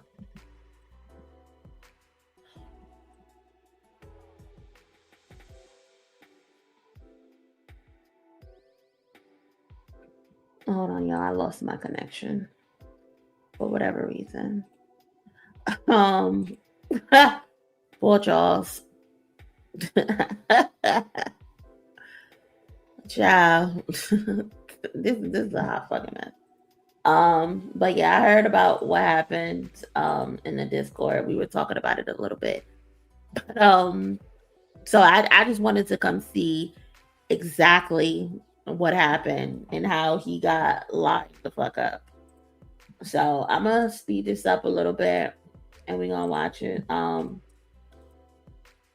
This is the link for those who want to go watch it themselves. I dropped it in the comment section. So you can go over there and support Challz. Tell them I sent you. Yeah, get those likes up. Let's get to 300 likes if we can. Yeah.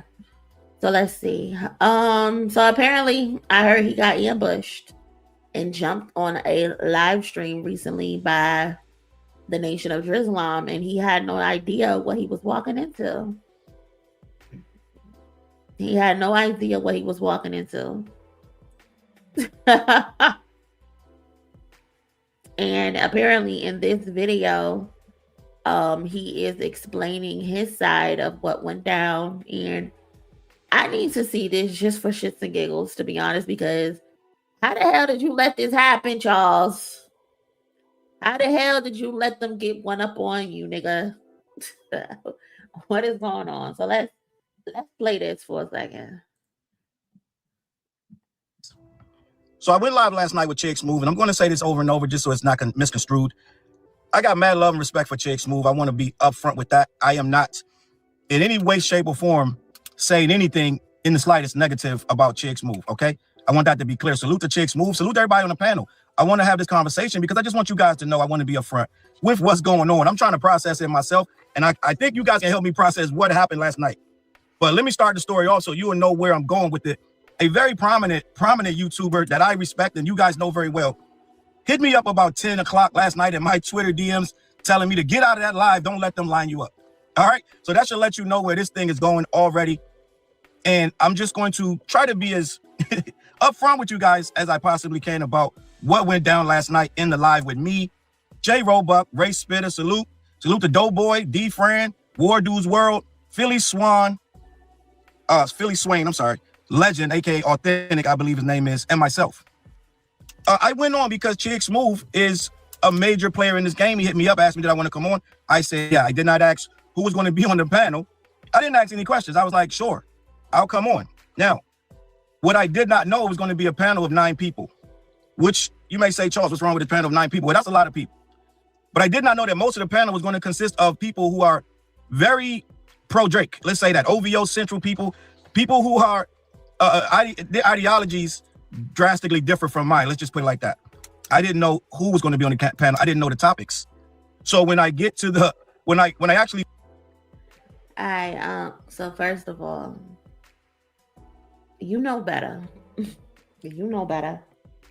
So you ain't know what the topics were gonna be. You ain't know who was gonna be all over there. First thing you always ask, who gonna be there? Who all gonna be over there? That's the first thing you always ask. We sign in. Nobody's there, so I sign out. I sign back in. It's a few. I can see a few images. Salute to my guy Doughboy. Mad respect for him. He was one of the first people. We had a nice conversation as we waited for the others to tap in. Right. Again, I don't know who's coming. I don't know what to expect. I don't know that there are topics that are going to be talking about the lawsuit about Drake. I don't know anything, guys. I just went on because it's the right thing to do when you get approached by someone of Challz's stature, somebody I like. I like Challz. Let's just keep it a buck. So I go in. All of a sudden, my guy J Roebuck, who I call Drake's accountant. I call him that all the time. We've had several exchanges on Twitter and made a couple videos about each other, but we've never spoken. We've never face-to-face or anything. We've never even DM'd each other. So it was kind of a surprise to see J Roebuck pop up in the live, right? Not to mention D Fran pops up in the live and a couple other guys. I don't really know most of the people in here. Salute to Doughboy. I know Doughboy, but I don't really know. Philly Swain, I know him. I've seen him before. But for the most part, and there's another guy that came in later named Bryce. A big Drake fan as well, big Drake guy. So I don't really watch Challz's lives because he puts them behind paywall. Damn, I'm just listening to all these names and it's just like, who the fuck is these niggas? The only name that I've recognized so far is Challz. And I barely even know him because I don't watch his content. I've come across his content, but I don't personally watch his content. I think I watched one of his videos one time, and I think I've stumbled across a live stream of his once before, I think. And I've left a comment in there, and he said my name, so he recognized me. I'm not too familiar with Challz, but I know he like posts his Joe Budden content a lot, or anything that's trending. But who the fuck are these people? Like, these names are crazy. Bryce, a big Drake fan as well, big Drake guy. So I don't really watch Challz's lives because he puts them behind paywall once they're done. So I really can't say I've ever watched them. I don't know the format. I don't know that it's a lot of OVO guys in there or not. I'm just keeping it a buck with you. So I see J Roebuck, I see D Frank, 100% OVO aligned guys, ain't no question about it. So I'm like, oh, this is interesting, right? I kind of probably should have been told that this was going on, but whatever. I proceed to introduce my like, yo, what up, fellas, da. And I literally say to them, I say, guys, listen, I need you to know we can have difference of opinion. I don't hate you guys by no stretch. I know we go back and forth online. I got utmost respect for you guys. You seem to be family men, intelligent, this, that, and the third. We can have conversations. I was up front. J Roebuck thanked me. He said, bro, thank you for saying that.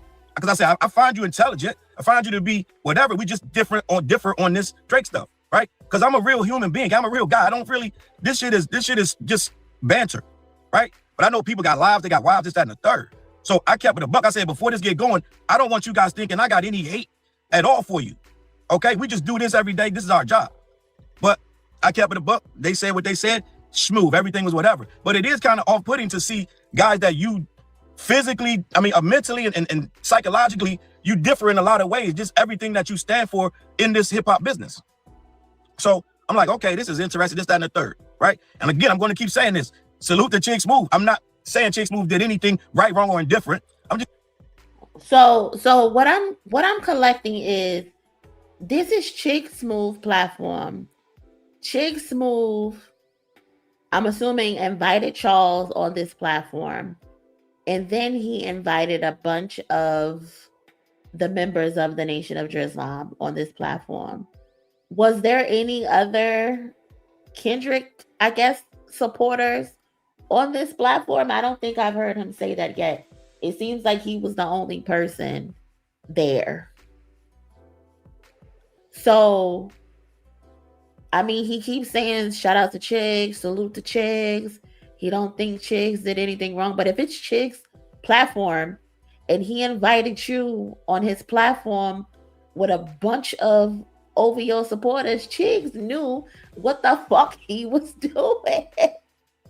Chicks knew exactly what the fuck he was doing.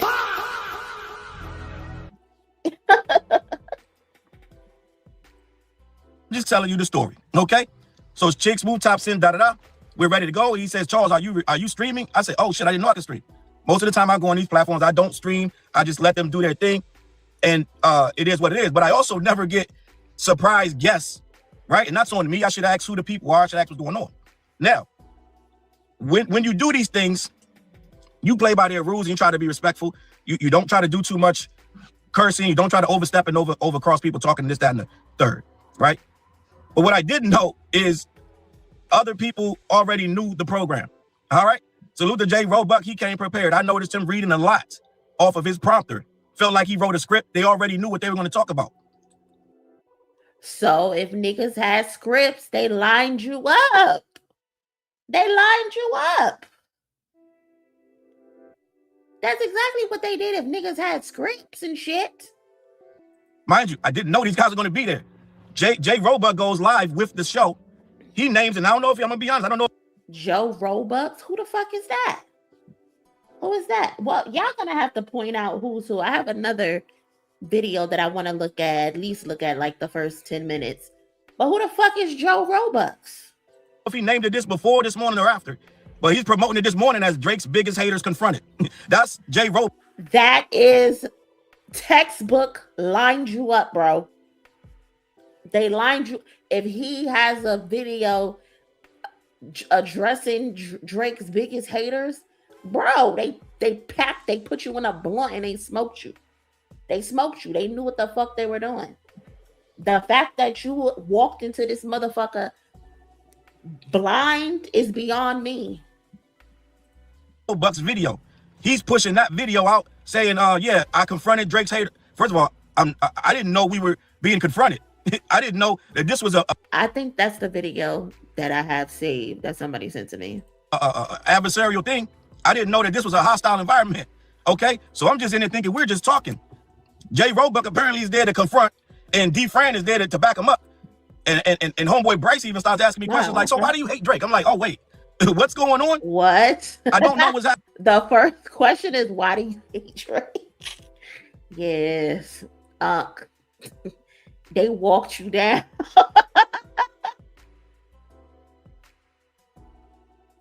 They walked up down.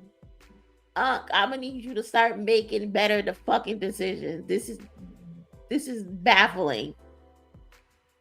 The first time with the email, and now you done let the nation of Drizlam handcuff you to a fucking gaming chair.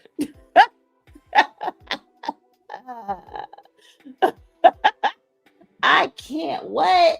Not the first question is, why do you hate Drake? Oh my God. D-Fran is there to back him up. And homeboy Bryce even starts asking me questions like, so why do you hate Drake? I'm like, oh, wait, what's going on? I don't know what's happening right now, but I'm not here to confront or battle anybody. I was not told you guys were even going to be here. Okay, when I go to Culture United, it's nothing like that. When I went to We Are Decipher. I've been to a lot of different podcasts. This has never been a thing where they're putting people who are at odds on the same platform without telling them. Well, Culture United have put people on the platform together who they don't like each other, but that's neither here nor there. That's neither here nor there. He's not putting people up there for them to clash or argue with each other, but motherfuckers who don't like each other have definitely been on that platform at the same time. And again, I'm upset at Challz for not doing his enhanced due diligence. Because why the fuck didn't you ask who all gonna be over there? Every time I'm invited to anybody's platform, I ask who is on the list. Because I'm not trying to get on the platform with somebody who, one, I don't know, two, I might have bumped heads with, and three, if my views do not align with the shit that they do outside of, like trending topics, I'm not getting on that platform and sitting with them. Period. Like, I've turned down being on niggas' panels because of the people that they put on there. And it's not on some, like, I'm better than nigga shit, but it's like, I just don't want to share a platform with certain motherfuckers. So I'm not just showing up to nobody's shit, especially somebody's shit that I haven't been on before. And this is my first time over there. First of all, I'm going to go scope the scenery. I'm going to see what kind of lives you do, who the fuck you be engaging with, who you be platforming. I'm going to go do all of that research, because I'll be damned if you ever think you're going to catch me blindsided. Absolutely not. Absolutely not. If it's going to be war, I'm going to walk into this motherfucker knowing it's going to be war. You feel me? That's fucked up what they did to Challz. But they got their content. They got their content because that's what they wanted. They got their content out of this. And Challz just got to eat this. He just got to eat this and learn from it. I hope it wasn't anything bad. I didn't see any clips go viral or anything like that. Now, like I said, I don't know if Jay Roebuck, he says he was brought on last minute. And in fact, it seems like War Dude's World, who is another Drake guy, put this thing together. Okay, so that's why I'm not saying Chick Smooth did anything. Just before you clip this up and say whatever. So with the Chick Smooth, I'm gonna say it again, right? It looks like when I'm reading that. Stop fucking saluting him. No shade to Chick Smooth, but stop fucking saluting him, because they used his house to drag you. They was in his living room and they jumped you. They moved the sofas out the way. They pushed the TV out the way and they jumped you in Chick Smooth's living room. Do not fucking tell me he didn't know what was going on. Nigga, this is your house. Control your motherfucking house.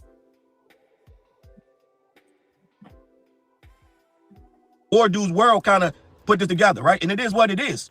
I'm not telling nobody did nothing right, wrong, or different, but it should be where, okay, if this is going to be, I'm confronting Drake haters, I'm supposed to be the Drake hater, and it's a room full of OVO guys, that's kind of important to know. All right, it's a little bit important to know. Because what happens is once they start taking shots and this, that, and the third, and being a little bit testy, you get testy back because you don't know what's going on. So if you did watch the live, I got a little testy in there.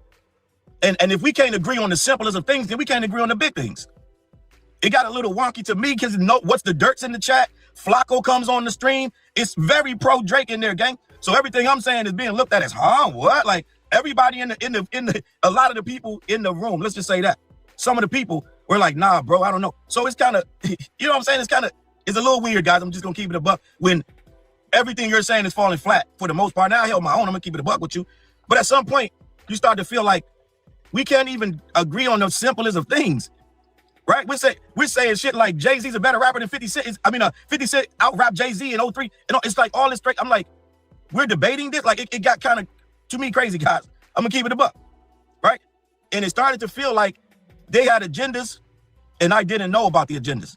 And like I said, homeboy, we didn't start at 9:30. I think we started late, like maybe 9:45, something like that. I don't know what time it was. By 10 o'clock, the well-known YouTuber that I respect, got mad respect for, love and all that, was in my DM saying, get out of that live. This shit, they're gonna line you up.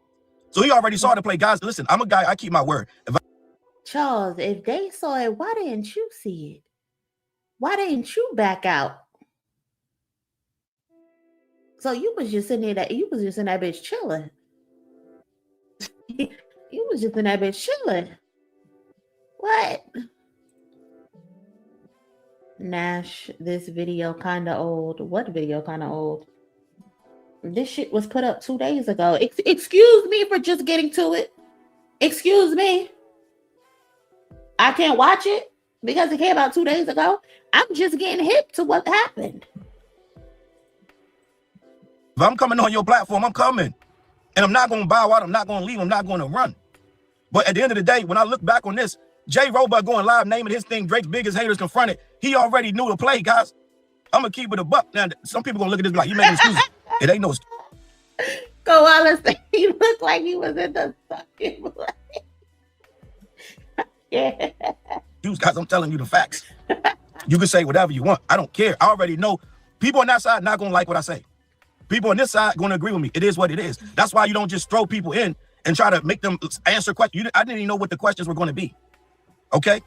And once you come in with that kind of handicap and you're thinking that it's all good, you're thinking that everybody's lottie-dottie, which it could have been. But it kind of got to the point where it was like, they're like, what Challz, what you said on Twitter was this, that, and they're like, wait, we talking about my Twitter? Right? What's going on? We start talking about Polek because they already know what they want to talk about. So I'm playing from a disadvantage. Then I got a room full of people asking me, yo, you really think that? Or you are hating this, that? There's like, as I'm answering this, another voice comes from over here. It's a little hard to, that's not really a debate at that point, guys. When it's 4 guys that don't agree with you and they're all chiming in, that's not really a debate. Just so you know. So it ain't the simplest thing. I mean, if anybody. Okay, Lexi, I had 2 interviews yesterday. Please give me some grace because I'm a little behind and you all caught up in shit. My bad. And shout out to the cousin, what was that? Ava? I'm sorry if I butchered that, but thank you so much for the jewel. I appreciate that. I can handle it, it would be me. But at the end of the day, let me know, guys. Like I said, I don't have no problem with Chick. I don't have no problem with anybody on here. Say that one more motherfucking time, Challz. Say that one more motherfucking time. Stop saying that. These niggas clearly got a problem with you. So stop fucking saying that shit, bro. He probably realized that now. Again, I am 2 days late. So, and apparently he went live before I did, so. Right?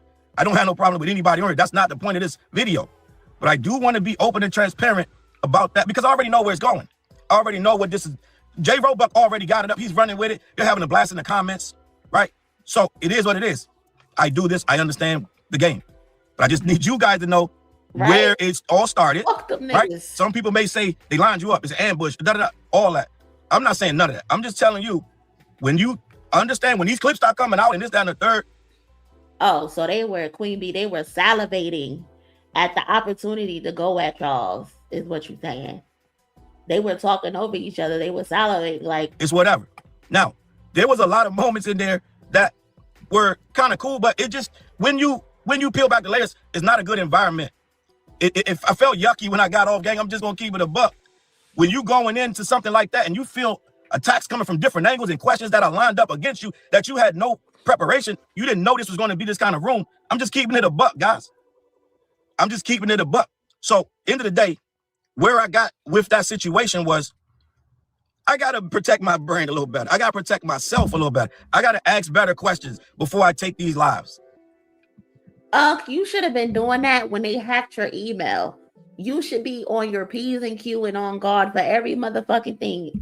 Ever since they hacked your email, you should be it's up and it's stuck with every fucking thing. You should be quality control and checking everything 3 or 4 times. I'm so mad at you that you let them get you. Love Challz down, but I'm so mad at him for allowing them to get him. Okay, and now I'm pretty sure they're making content off of his ass. I mean, we have one clip that we're going to look at in a second, and they're trying to make money off of your face, off of quote unquote confronting you. Somebody said it earlier in the chat. You cannot be diplomatic with these motherfuckers because they are deranged. They are delusional. You know what I'm saying? So again, I don't know Chiggs. I don't really watch his content. I know what his content is. I don't personally watch him. But for him to have, he held this on his platform. He held this at his house. I like to call the channels houses. You know, over here we call this the crib. He held you getting your ass beat at his house. They literally moved the chairs out of the living room. They pushed the TV out the way and they fucking jumped you in his living room. So stop saying peace to Chiggs. Ain't no fucking peace to Chiggs. Cause he platformed them niggas to jump you. He platformed them niggas to tug on your fitted cap. Okay? So again, stop being diplomatic with motherfuckers. I ain't saying beef with Chiggs or nothing like that, or whoever else was on that platform. That's not what I'm saying at all. Because this is YouTube. Niggas should not be beefing with each other on YouTube. For them to circle you. They had Challz in the middle of the circle. Shout out to the cousin Sweet Gemini with the $2 holla. She said he should know better. He should. He should. There's no way you get an invite from motherfuckers and you don't go scope the scenery. No way. Cousin! What's up, cousin? What's up? I ain't seen you and I don't know. Especially for somewhere I'm going to be for the first time. Absolutely the fuck not. Again, this ain't nobody's fault but mine, right? I'm not blaming Chiggs. Salute to Chiggs. Who knows? I might go back on Chiggs. Who knows? But what I'm saying is, in this culture, in this... If I see you back on Chiggs, I'm going to get in the comment section and curse you the fuck out. Personally. Space, we have to be very open and transparent when we're bringing a guest into your situation. All right? I purposely was feeling like this almost was coordinated. All right? So they're having a great... This is a win for them guys. Just make no mistake. This is a win, right? Because it kind of... a little bit off my game a little bit. Won't happen again. I will be getting at Jay, right? And by no stretch was it a lopsided thing. I got Jay a whole bunch of times, right? A whole bunch of times. I did my thing. He tried to say I was on a panel with Fantano, and I said, no, it wasn't me. It was a lot of stuff going on, right? It was a lot of things going on. But now he know Challz' whole resume. He said, I saw you on a panel with Fantano. God damn. So they was right. They was waiting for Challz, man. They was waiting for his ass. They said, well, we gonna get this nigga. We gonna get this nigga. You grab his arm. You grab the left arm. You grab the left leg. And you grab the right leg. And we all gonna put this nigga. Some of the exchanges were kind of wonky. And I was like, all right, that wasn't a good exchange, Charge. I'm gonna keep it a buck. But for the most part, right, there was a lot that was said. And I brought a lot of knowledge to that table, such as them trying to say that the conversation about record sales started with 50 Cent. And I said, no, the conversation about record sales started with MC Hammer because he was selling so many units. He was the biggest rapper in the game. And rappers were like, he's not a big rapper in hip hop. And they were like, well, look at the sales he's doing. Look how many millions he sells. He got to be the best rapper. That's when rap became about sales. Okay? Rap became about sales when MC Hammer, started to make so much money, have such a huge entourage, and he was so massive. He's on Arsenio Hall and that, this, that, and the third. That's when everybody started worrying about, oh, who sells the most records? Look who it is. So we had our moments, right? We had a lot of things going this and that and the third. But for the most part, when I look back at that experience, to know that certain guys already had this confrontation already in their psyche, and they came in ready. It's like sending a football team somewhere to say, we just doing an exhibition, and you get there and it's the Super Bowl. Okay? So it's not the same. You don't prepare the same. I'm just gonna keep it a buck. Call excuses all you want, whatever you want to. I'm just telling you the facts. All right? That's all I want to say about this. Listen, salute the Chiggs. Once again, this ain't no disrespect to Chiggs. Okay? Before people start saying Chiggs lined you up, this, that, and the third. Nobody lined me up. I should have been better. Nigga, you got lined up. You got lined up. You got lined up. It's okay, because you know better now, though.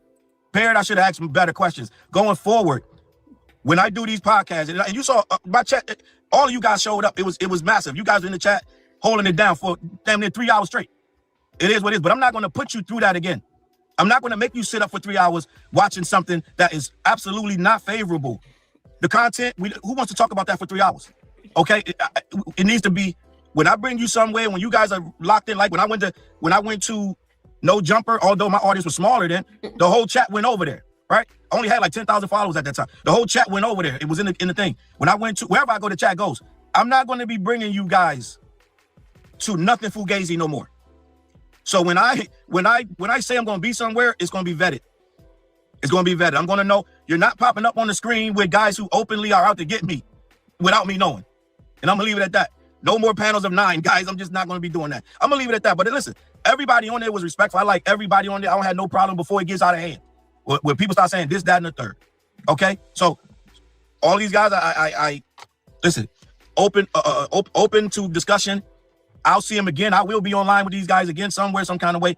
No problems with them before it gets started.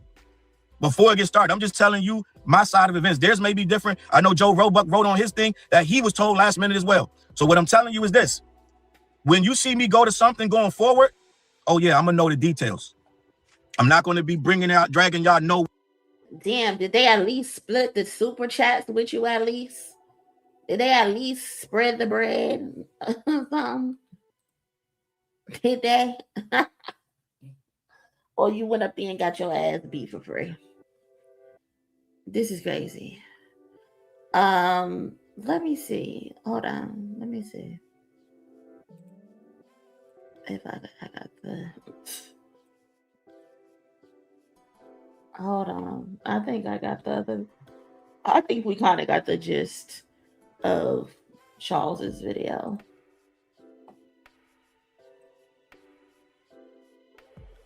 So apparently this is the panel he was invited to. Let me see. Let me see. So I think right here in the middle is Chiggs, right? Because it got Chiggs moving in the background. There's Challz, and yeah, I don't know any of these other dudes. I don't recognize them. I almost asked if this was Trap Lord Ross. I was about to say, what the fuck is he doing up there? But yeah, I'm not familiar with these fellas. Yeah. 15 minutes, chat. They got talking. Hold on. Look at y'all. Look at fucking Challz. This is. I got at least 10 minutes in me. That's it. That's all I got in me for this video. At least 10 minutes. And then I'm just gonna move on. Shout out to the cousin Sweet Gemini with the 10. Thank you so much for helping us move forward in our goal. Cousin! What's up, cousin? What's up? I ain't seen you and I don't know. Thank you so much. She said, when trying to be politically correct goes wrong, he should have listened to KDot. Yeah, man. Listen. We make mistakes, I guess, but I'm gonna need cousin Challz to stop making mistakes. I'm gonna need him to stop making mistakes when it comes to getting in his email and going on niggas stream that you have no idea who all gonna be over there. You know what I'm saying? So let me see. Hold on. Let's watch. Let's see what's gonna happen. points already. They already telling you the album's fire. Drake is only on the hook, guys. Drake only on the hook, my niggas. We already talking about his fire. Listen, slow down. Slow down. That's all I want to say. I know you guys got orders, but let's slow down. Let's slow real quick. Let me ask y'all a question. So we started off with the game topic, and Challz has said Drake's name about 6 minutes into the stream. Is the Drake stimulus still I alive? didn't say his name first, my guy. No, I didn't. I just said Drake's on the hook. Is the Drake stimulus alive? Is the Drake stimulus alive? Hold up. I didn't say Drake name first. One of you two said Drake on the hook. I think it was you. Yeah, because he asked who was on the hook, or he asked the Drake on the verse. No. Somebody just said, you just said Drake's on the hook. It's not bad. So I didn't bring it up. Look, I just want to check. So the Drake is not even really a hook. That's like, what the fuck is that? The break. I remember what he said. So it's like, he's not really on the hook. Let's slow down. I know Jay. I know Dre is Drake's accountant. But when we gonna do some fact checking, don't say Challz brought up Drake in the first 6 minutes. You did. I've heard his name already. Let's keep it a buck. Drake. Challz, you heard his name because Ray Spitter said, "Does Drake got a verse?" And I said, "No, he's on the hook." That's all we said. It's irrelevant. No, it's irrelevant because J. Roebuck just said. Wait. J. Roebuck just said. He just said 6 minutes in. You don't know them, but they know you, Monie. Oh, they be talking about me? They be talking about me on their channel? I heard I'm popular. And Challz brought up Drake. So let's keep it 15 minutes in. Okay? I'm just sitting here minding my business. I'm drinking out my Star Wars cup, and you said Challz said this and that. I just want to know why you hate Drake. That's it. That's all I want to know. Why you hate Drake? Where does that hate come from? You said hate Drake. Was that Ray? Yeah, that's Ray Spitter talking. That was Ray. Salute the Ray Spitter in the building. You said why I hate Drake? Yeah, I do not hate Drake. I've never said I hate Drake. Oh, the chat said otherwise. I was just asking. We're gonna start pulling up clips. Let's not do that. But this is the all right. So, chicks, let me get in here real quick, chicks. This is what I'm talking about. Nigga can't say nigga did some fucked up shit without hating. I'm just talking about what the nigga do every day. I'm just talking about what we've been seeing over the past 2 years. Give me an example. When I talk about a lot of things, I don't hate no one. But when I say Drake did this, that, and the third, they say you hating Drake. Ain't no hate. It's not none of us hate. I don't know. I don't know what you say. I need an example. I've never seen. So okay. So I'm gonna give you an example. So when I say the nigga called his lawyer, he called Hanson when he lost that battle.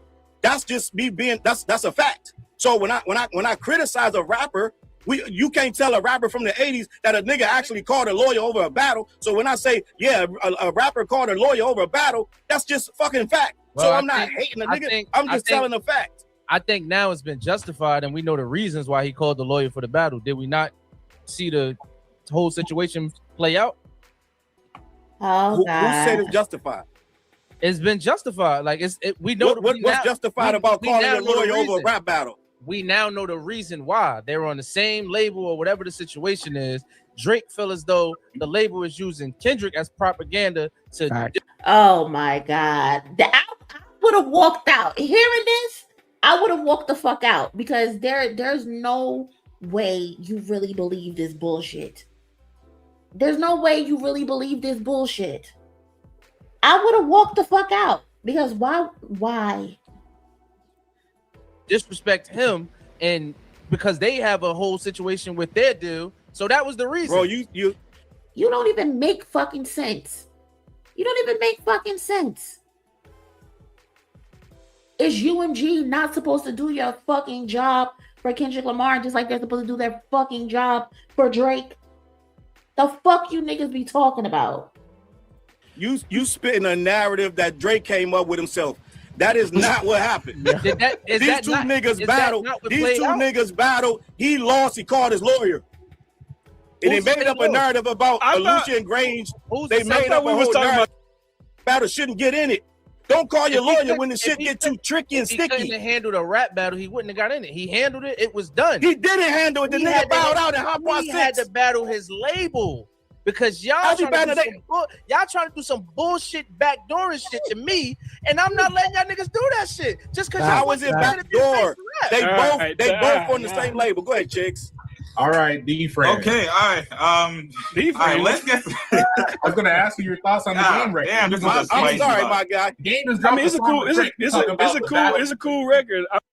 So basically, essentially, what this is about to be is Challz going 1v7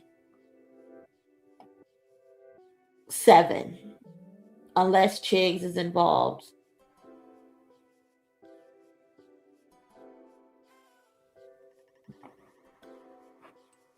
I'm not really like stay on big the on the game West Coast record, nigga. sound, but it's a cool record. I'm not big on the West Coast shit, but it's cool. All right, Philly It's cool. Swing. It's- What are I'm your not like thoughts rushing to on- like I gotta keep playing it, but What are your thoughts on? I think like I said, it would have been better if there was a verse. I'm not gonna say a name that should not be named. Had a verse on it, probably would have been better. But you know, I heard that's my Kendrick thoughts in on the it. game We'll see during how the the documentary 3. Yo, was that sounds clickbait, like by it. the way? Was that clickbait from the game using Drake's name? The nigga said 2 words. It made it seem like he was on the record. He's only like saying a little break. Yeah, so it depends on how you want to look at it. I think the rec. I mean, obviously you look at the record as the record, but I think it's more of the messaging and of having Drake on it is why it's important. And I But think Drake it's him. isn't really on it though. Like he says 2 words. That's like what? But listen, right? I understand what you're saying. Think another layer deeper, right? He's on the record. He's saying 6 words, and that's it. But look at the No. What is his name? This is J Roebuck. No, J Roebuck. He's not saying 6 words. He's saying 2 words. No and breaks, and they looped it 4 times. So no, he's not saying 6 or 8 words. He's saying 2 words, and they looped it. impact of it. Look at what we led the panel with.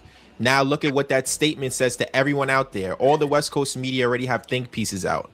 We've already put out videos, you and I. Oh, yeah, of course. But him being on the record is now Game standing 10 toes down with what he said on the versus stage with YG. It's him reinforcing a point of no one can tell me to pick a side and no one can tell me who to work with. So yes, it's just the hook, but it's more of what the record represents to everyone else than it is about what the record is. And they have more records together.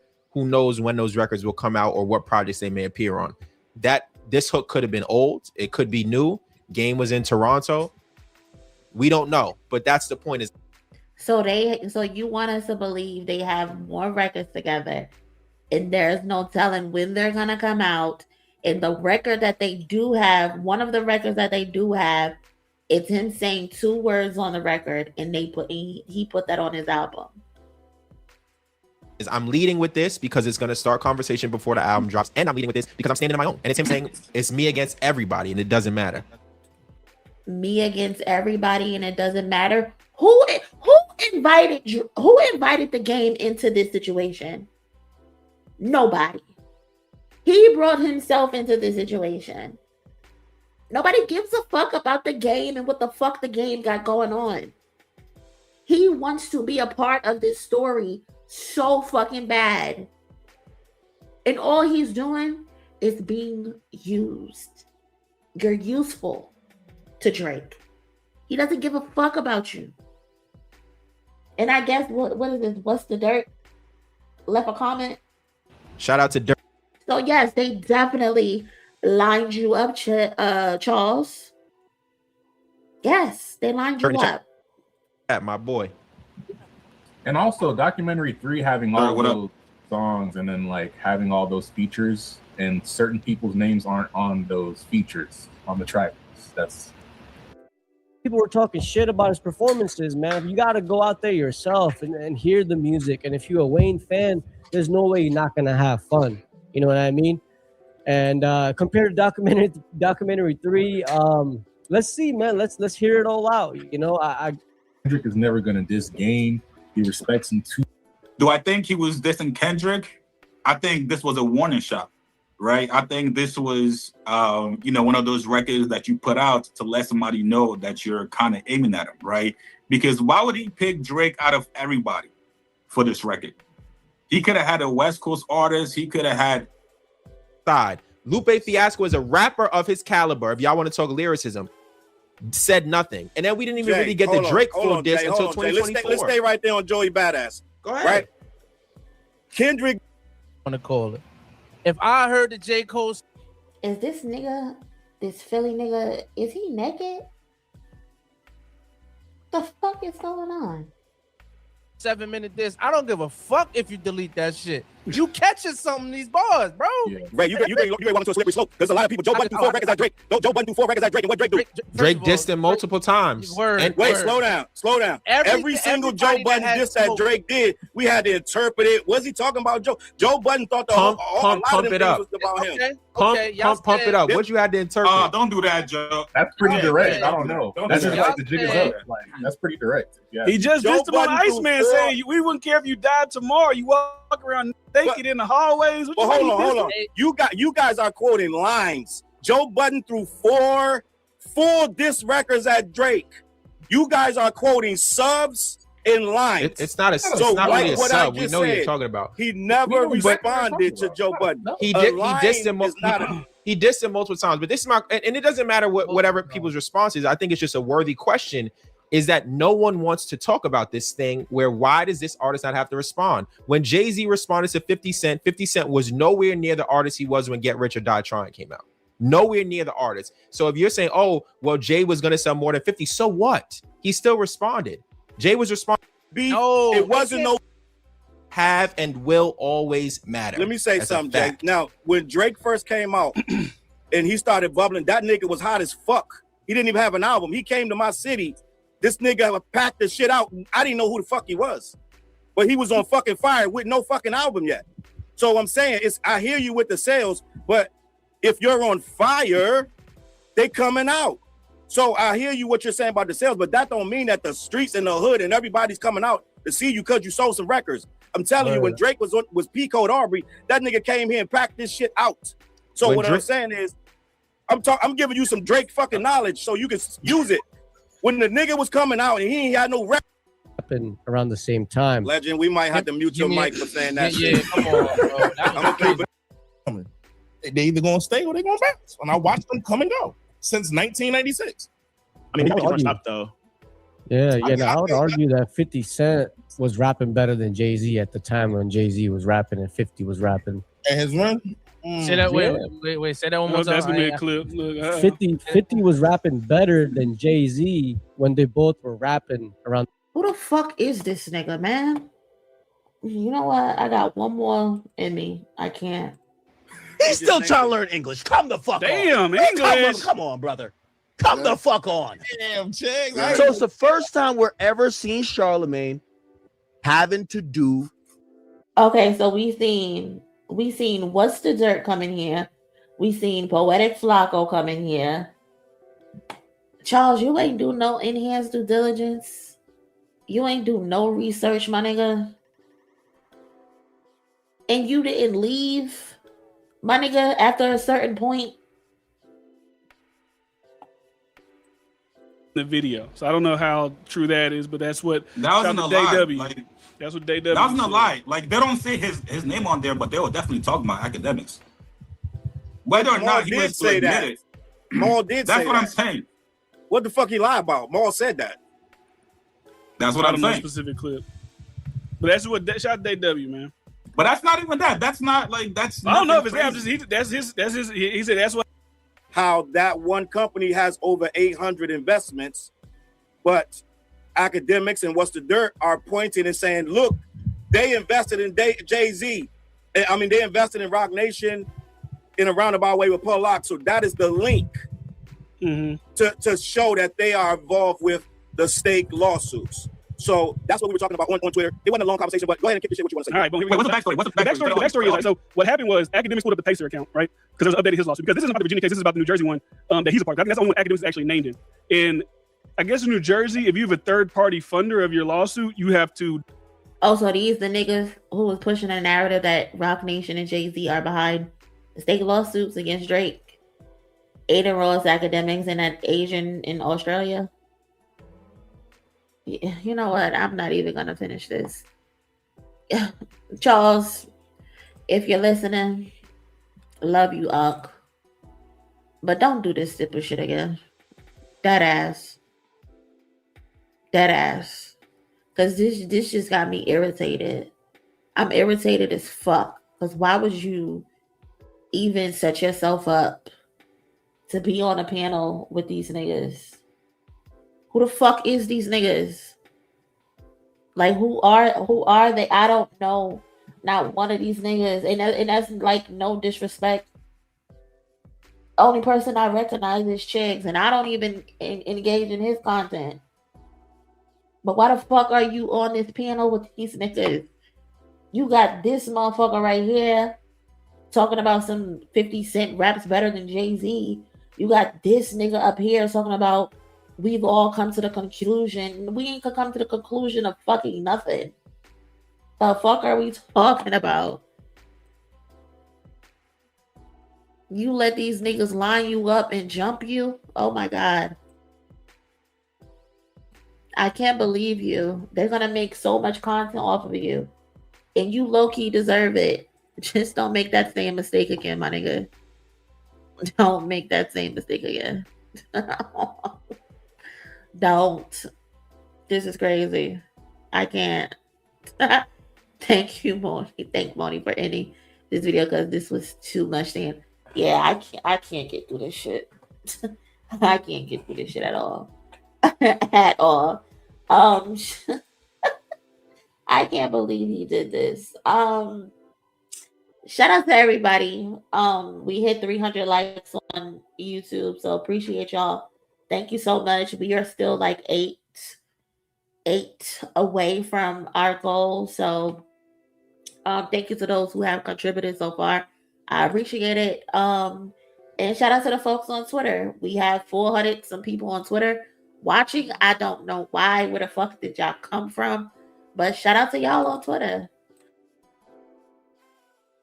But this is very fucking ghetto. This is a mess. I can't. I don't know what Uncle's thinking. I don't know. I'm pretty sure he's come to his senses and he's realized he can't do no dumb shit like this again. Let me see. What else we got? Somebody sent me a video of Drake allegedly getting bullied into posting the Game's album. Niggas getting bullied into posting people's album is crazy. That's wild. What is going on? Like we are literally living in the Twilight Zone for real. Like we are literally living in a Twilight Zone. Look at this nigga. Nigga eyes. I don't know what's going on, bro. Do I even want to play this? DJ Academic says Drake needs to post the Game new album on his socials. Him showing this much loyalty deserves at least that. Slightly a call out. This is slightly a call out. And Drake, I love you. Slightly a call out. Nigga, say it with your fucking chest. Why is it got to be a slight call out? Say it with your fucking chest. But it's slightly a call out. You got to show some love to the Game's album. I'm sorry. Drake, respectfully, in a way, and I know OVO fans going to be mad at this, in a way where the niggas that don't fuck with you or haven't fuck with you, like the Game has stood by you. Like the Game's album's out this week. Throw it up on it. Don't do that Kendrick shit. Throw it up on a story one time for my guy. Throw it up on a story. Just one time. You got a song on there. You don't got to throw up a song, but at least you got to acknowledge the motherfuckers who rocking with you. Because you know what I mean? I'm just kind of going off history and kind of watching how a lot of niggas turn on you. The Game is a solid nigga. He got his project out. Not saying that if you post his album is gonna like fucking do like hella numbers now, but you know, I just think that we live in a time you gotta appreciate loyalty. And you know, throw the album up, bro. Say it with your chest. Like, why are you like tippy-toeing around it? Like, oh, talking soft and shit. Say it, nigga. What is happening? Exactly. Like, what does Kendrick have to do with it? What does Kendrick have to do with anything? They are obsessed. Obsessed with it. Meanwhile, shout out to Kendrick. Because Lamar, as we know, kept his promise and put Little Romel and his family out to Los Angeles. So Little Romel was in LA, was Lamar. This past week.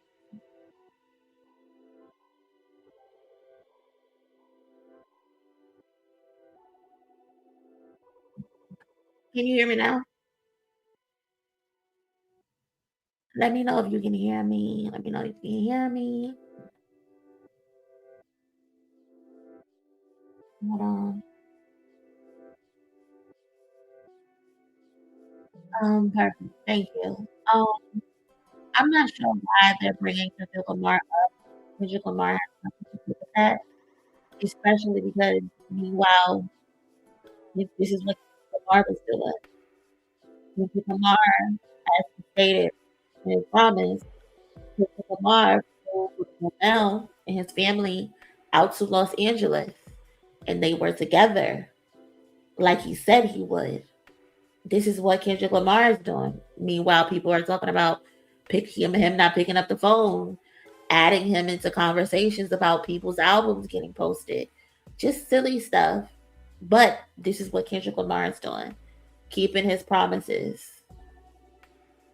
You know what I'm saying? So not congratulations, but shout out to Kendrick Lamar for again consistently keeping his promises and keeping his words and making sure Romel got his trip to Los Angeles to meet him and to be with him, because Romel said that Kendrick is his favorite rapper and this is something that he wanted. This is the wish that he wanted to come true for his birthday, which was at the end of July, I believe. Like, this is the stuff that's important. This is the stuff that matters. Nobody cares about a grown-ass man crying because he can't get Kendrick Lamar on the phone because he broke his loyalty. And Kendrick is keeping his peace, keeping his sanity, and staying away. This is what matters, not that other stuff. You know what I'm saying? So, shout out to Kenny. Shout out to Ant. Shout out to the whole family. And shout out to Romel. Shout out to Romel for getting his wish granted. But yeah, they're bullying Drake into posting the Game's album at this point. Shit is pathetic, for real. I think Whack 100 also said something about the Game, about Drake not posting the Game's album. I feel like people give Drake way more than he gives back. Okay. Game through all this could have just as easily done what LeBron did. Right. Would have benefited him at that time, at least. You know? What does Game do? Holds he keeps it it real. Feels a little maybe isolated from what's going on at that moment. So we all know Drake is at the top of the mountain of a lot of things. Right. If I don't see Aiden pumping something, if I don't see Drake Lisa post, if I don't see any support with Game letting his first song go, he could have just had the Drake song on the album. But the fact that he let this song go first to open up for the album, if I don't see any Drake support, he can't claim academics, he can't claim Vlad, he can't claim no jumper. That's a whack trio. If I don't see Aiden popping up, reporting on it, Aiden hasn't been streaming that much. It don't matter. We know if Drake tell Aiden to go, he gonna go. Right. Can we agree? But also, I feel like Drake shares like every feature or song that he does with someone on his Instagram story at the very least. Has he done it? I haven't seen it. I just checked. He has no story right now. That's all I'm saying.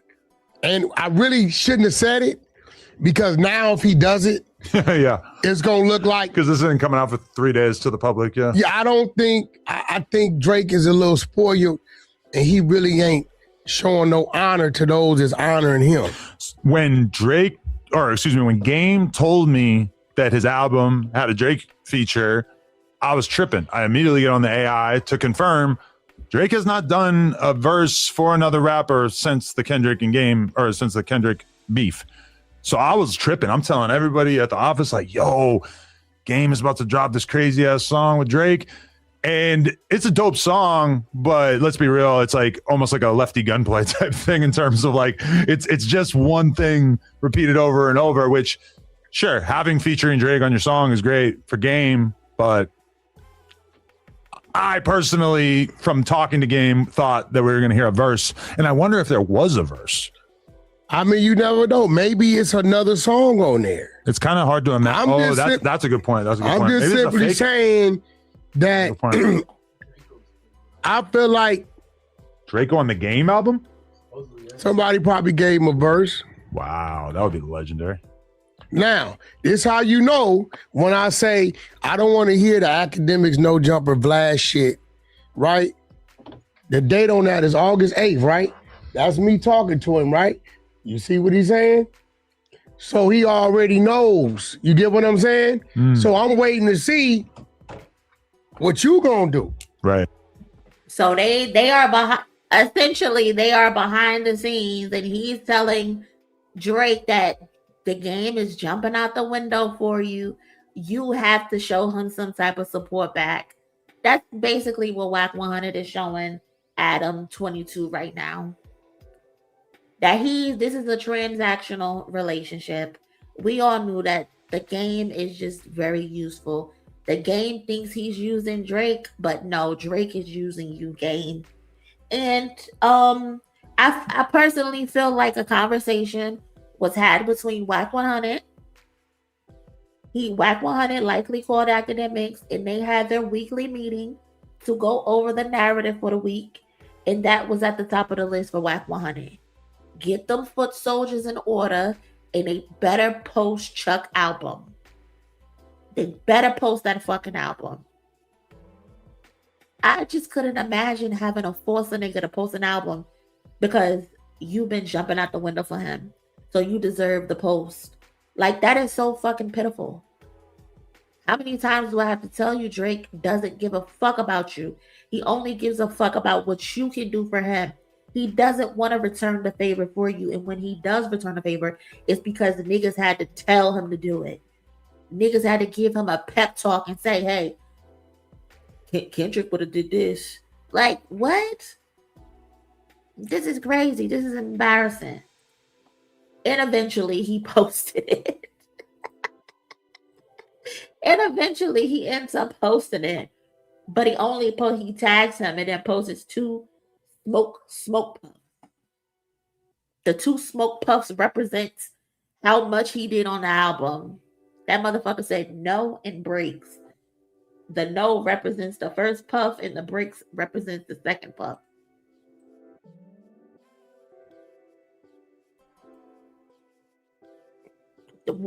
Ain't been no concert.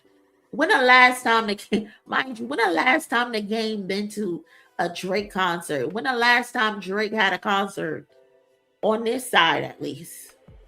They wasn't in Australia because those tickets wasn't selling.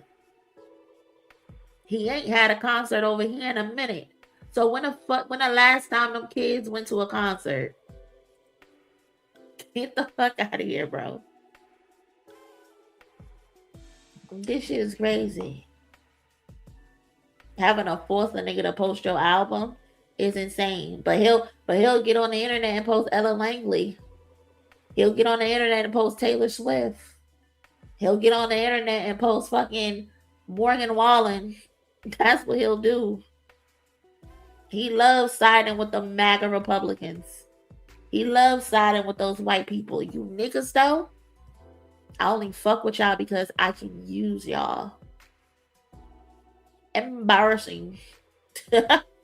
Embarrassing. Nobody should have to tell your mans to post your album. If he wanted to post it, he would have been posted it. But instead, you got Academics and Whack 100 on social media talking something. He got to post Chuck album. He got to post Chuck album. I would have said, fuck that album. Fuck that album. Fuck you and that album. Shout out to the cousin Mawazo. I think that's how it's said, for the goal. Thank you so much for that. I appreciate it very much. Cousin! What's up, cousin? What's up? I ain't seen you and I don't know. Thank you kindly. Appreciate that. And shout out to the cousin piece always with us. So much for that. Thank you. Cousin! What's up, cousin? What's up? I ain't seen you and I don't know.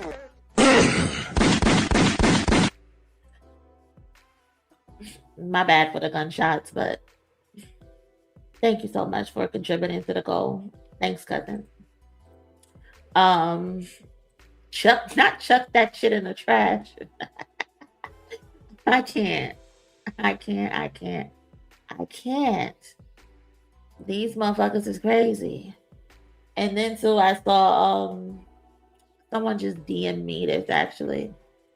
Jeremy Heck, I guess, had an interview with the game. Hey, Drake and Kendrick, but there's no rapper that is rapping on a caliber of me and Wayne, Ye, Drake and Kendrick or J. Cole or whoever. Who the fuck put you in these lists? Why you keep adding yourself to lists that nobody added you to? Even the Ghostfaces and the Nas's that will tell you that they can really fuck me up. Nobody is gonna tell you anything or say anything. Like, why do you keep saying that? They'll tell you. No, the fuck they won't. They won't tell us a motherfucking thing because nobody gives a fuck. Nobody cares. And if so, this shit gonna come out, say it. So the thing about it is it be the fans be like, oh, but my rapper, but tell your rapper to say that shit. He wanna be beefed up so bad. I've never seen a grown ass man wanna be in the middle of a beef so bad. So fucking bad. Like, why do you want to be in the middle of a beef so bad? I could not imagine being 20 plus years into my career and still feeling the need to tell people how great you are every time a microphone is in your face. Plus, why do he keep talking about nobody fucking him up or battling? Like, who said they wanted to battle the game? Who said that? Like, why does he keep inserting himself into shit that is non-existent? You ain't got nothing better to do? You don't have nothing better to do. You don't have no lawns to mow. You don't have no trash to take out. Like, what? Because the rappers, even the good ones, and I've been told this by Ye and both Future, they know. Ye and Future, two rappers nobody rates. Two rappers nobody rates when it comes to lyrical content. Kanye West has literal assistance in his writing. Future is not a top tier lyricist. I don't give a fuck about your conversations you have with them niggas. Oh, bro. Hove, he knows. Hove don't know shit. Hove laughed at you, laughed in your face. Literally. You told me something, you 38 and you still rapping, and he came back and bust you in your fucking noggin. You're 46 and still rapping, nigga. Leave us alone, JCon. My God. Nas knows. Ghostface, Raekwon, J. Cole. Why do you keep name dropping? Oh my God.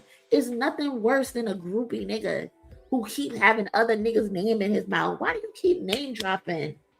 Kendrick, Travis Scott, they know who I am and they know my skill. But again, I could not be 20 plus years into my career and in every interview I'm talking about how great I am and how everybody knows how great I am. When people know you are great, they say it themselves, unprovoked. Nobody has to pull it out of them. When you're great, your music does the talking for you. Nobody who is really a great of all time gets an interview and said, you know I'm the greatest of all time, right? You know I'm a great, right? You know I can rap really good, right? You ever heard me rap really good? I rap really good. I swear to God, I rap really good. Nobody can fuck with you. Those people will tell you that they can't fuck with me. Trust me. I rap really good. You had a whole fucking album to prove that you rap really good. And what the fuck did you do? You get on songs and you whisper about having Drake on your side. That's what you do on records. You get on records talking about you're the LA monster. Always cosplaying another motherfucker. You only want to call yourself the LA monster because niggas started calling Kendrick the boogeyman. Newsflash, they named Kendrick the boogeyman. He didn't name himself the boogeyman. So why the fuck are you walking around LA calling yourself an LA monster? Ain't nobody.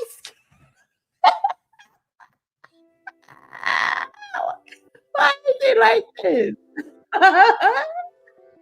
Why is he like this, bro? I can't. Oh my God. I really can't. I really can't. This motherfucker said, I'm the LA monster. That don't even sound right. That don't even sound right. LA monster. Oh my God, you dweeb, bro. This nigga's a fucking dweeb. Like, you really can't make this up. You really cannot. I am so weak. Like, my God. Like, what is wrong with him? What is wrong with him? That nigga said, I'm a really good rapper. Everybody will tell you. Everybody looking like, who was everybody? Who is everybody? Define everybody. This is crazy. LA Monster is creepy as fuck, and not in a good way. Terrible name. Terrible fucking name. Shout out to the cousin. Peace always 2026. Doubling back with the 10 gifted memberships. If you received one, please say thank you. I'm pretty sure you already said thank you, but please say thank you. I appreciate that, cousin. Thank you so much. Shout out to the Heartbreak Kid. Coming back with the $2 holla. Shout out to you. Cousin! What's up, cousin? What's up? I ain't seen you and I don't know. Cousin said, KDot, pick up the phone. KDot, pick up the phone, nigga. Every time I call, it's going to voicemail. Every time I call, it's going to voicemail. KDot, pick up the phone, nigga. Shout out to the cousin Wilna with the $2 holla. Just want to say hi, lovely. Enjoy hearing you. Thank you so much, cousin. I hope your day is going well. Cousin! What's up, cousin? What's up? I ain't seen you and I don't know. KDot, pick up the phone, nigga. And she going to voicemail. No. That shit is ridiculous, bro. I cannot deal, okay? I really can't. The game got to stop this. He really has to stop this. It's getting ridiculous. So ridiculous. Another video that I was sent. Where's that other clip? I don't know what that other clip is. You know what? I'm gonna say that for later. Because I don't know what the fuck that is. Monie, Jay-Z, I'm gonna cry in the car when you see this. Listen. LA Monster Waller. LA Monster is tripping. Tripping. One time for the cousin joining the membership. Shout out to the cousin. Welcome to the family. Glad to have you. Make sure you'll check out those membership videos because them shits be hilarious. Them shits be hilarious. Also doubling back towards the goal. My girl. Thank you so much for that. Cousin! What's up, cousin? What's up? I ain't seen you and I don't know. We get gunshots over here as presents. So shout out to the cousin. for donating towards the goal. Thank you so much. I think we're like 3 away. So we getting close. So shout out to y'all. Shout out to my girl, Sweet Gemini, with the high five. I wish we could high five through the screen. For real. That should start Hard Part 7 with that. Listen, somebody said Kendrick should start the Hard Part 7 with either Change of Heart. What was the other one? Mr. Telephone Man. And then somebody mentioned, because Michael Wright just passed away to 5 Heartbeats. Somebody said he should start with "Is there a heart in the house tonight?" Man, there's so much material that Kendrick could fucking use, bro. There's so much. Mr. Telephone Man will be funny though. Mr. Telephone Man, is something wrong with my life? When I dial Kendrick's number, I get a click every time. Jayceon, stop calling that man phone. He don't want to talk to you, bro. He don't want to talk. He don't want to talk on no celly. I can't.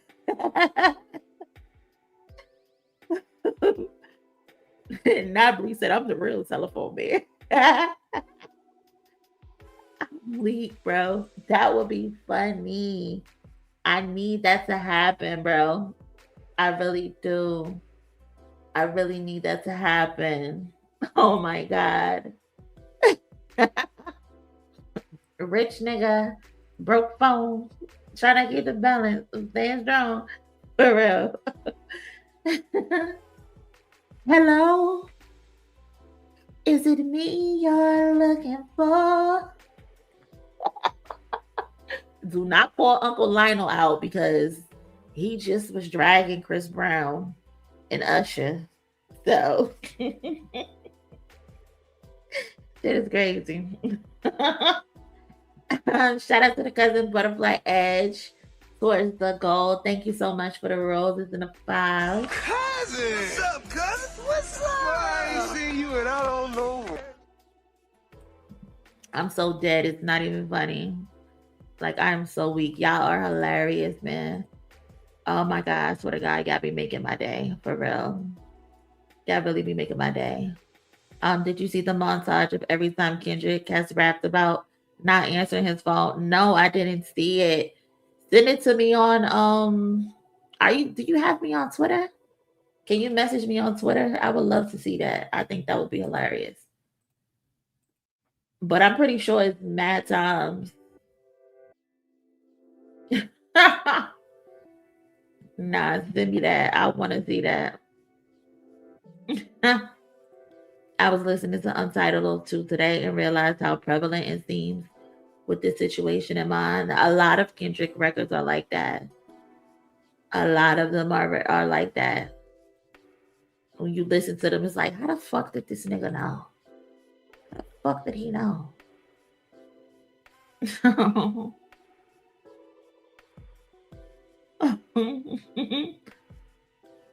I just called to say I love you. That told us in the Chance song on Section 80 how he handled these type of niggas, didn't he?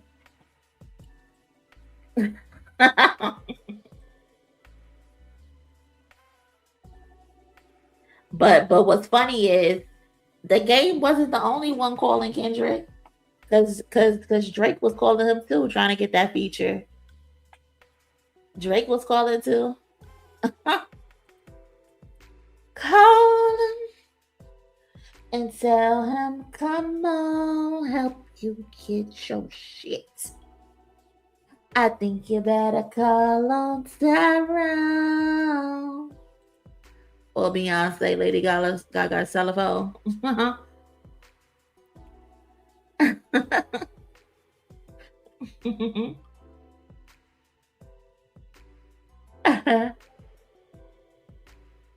Shit.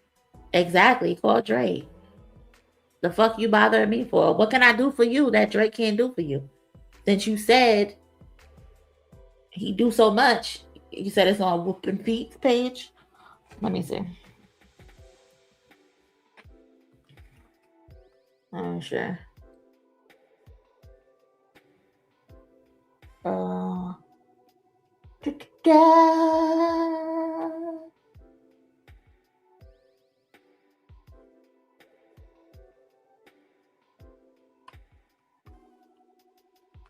Here's the whole thread.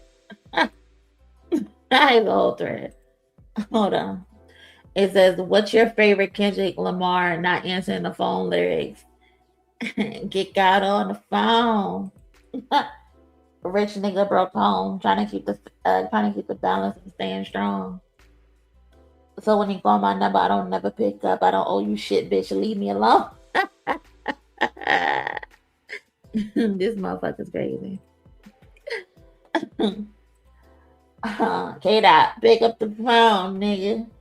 Every time I call, it's going to voicemail. It's nothing nobody can tell me. I don't want to talk on no study. You know I got language barriers. It's no accent you can sell me. Take this motherfucking block off. Trying to reach you every day, collect calls, never get through. And I go through withdrawals. Watching all the snakes curving all the fakes. Phone never on. I don't conversate. Hold on.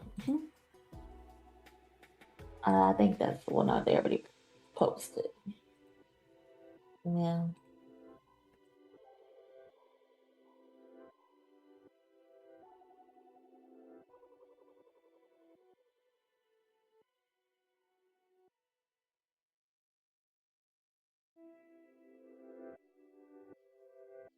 And let's watch the party.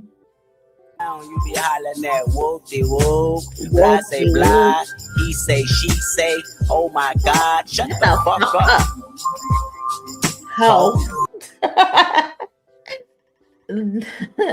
We could always count on Kayla to be at the scene of a fucking crime.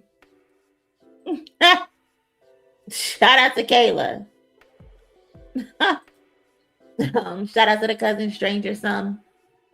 Drake's support picture had the random play on in audio at 000. That man wasn't listening to the song either. Hold on, let me go back. Hold on, let me see. Hold on. Wait, hold on. Hold on, let me go back and see. I'm crying. I'm so weak. He did not play the song. He just took the skin.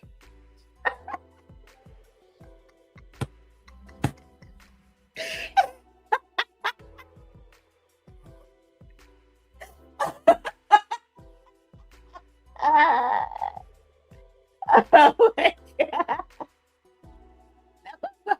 Here, damn. The fuck? Don't ask me for nothing.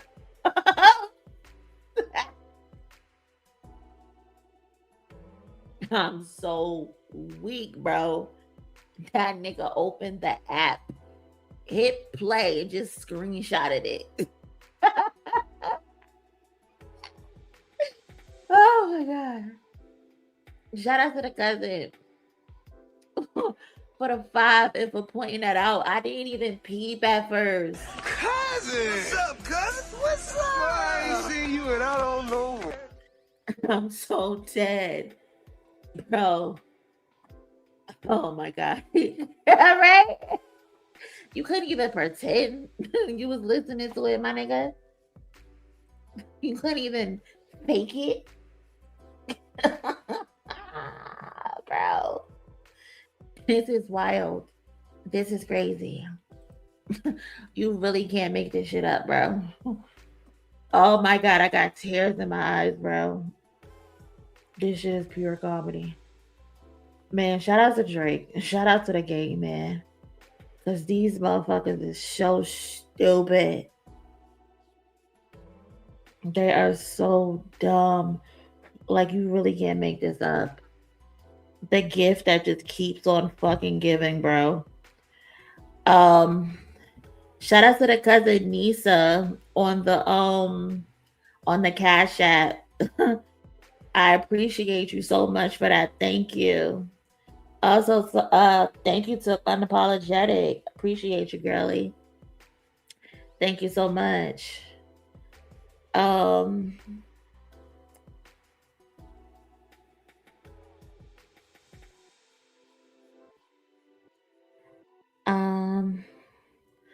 Hold on. And the cousin Alexandra, thank you so much. Thank you kindly, lovely. I appreciate that.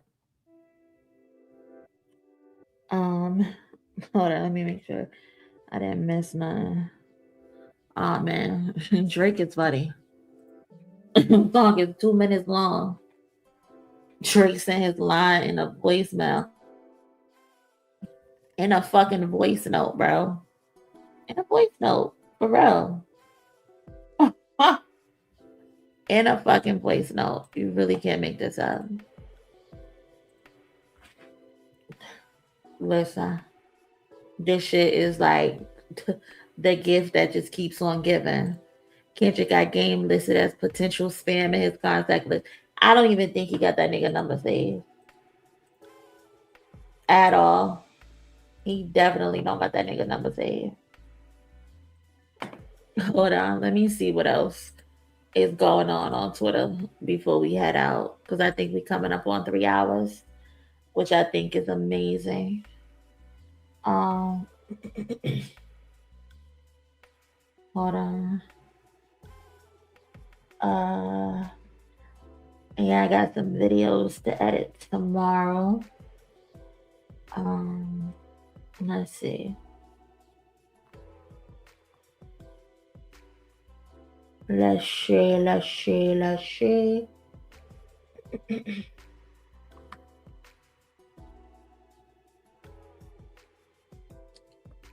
Oh, this is pretty cool. Let's watch this.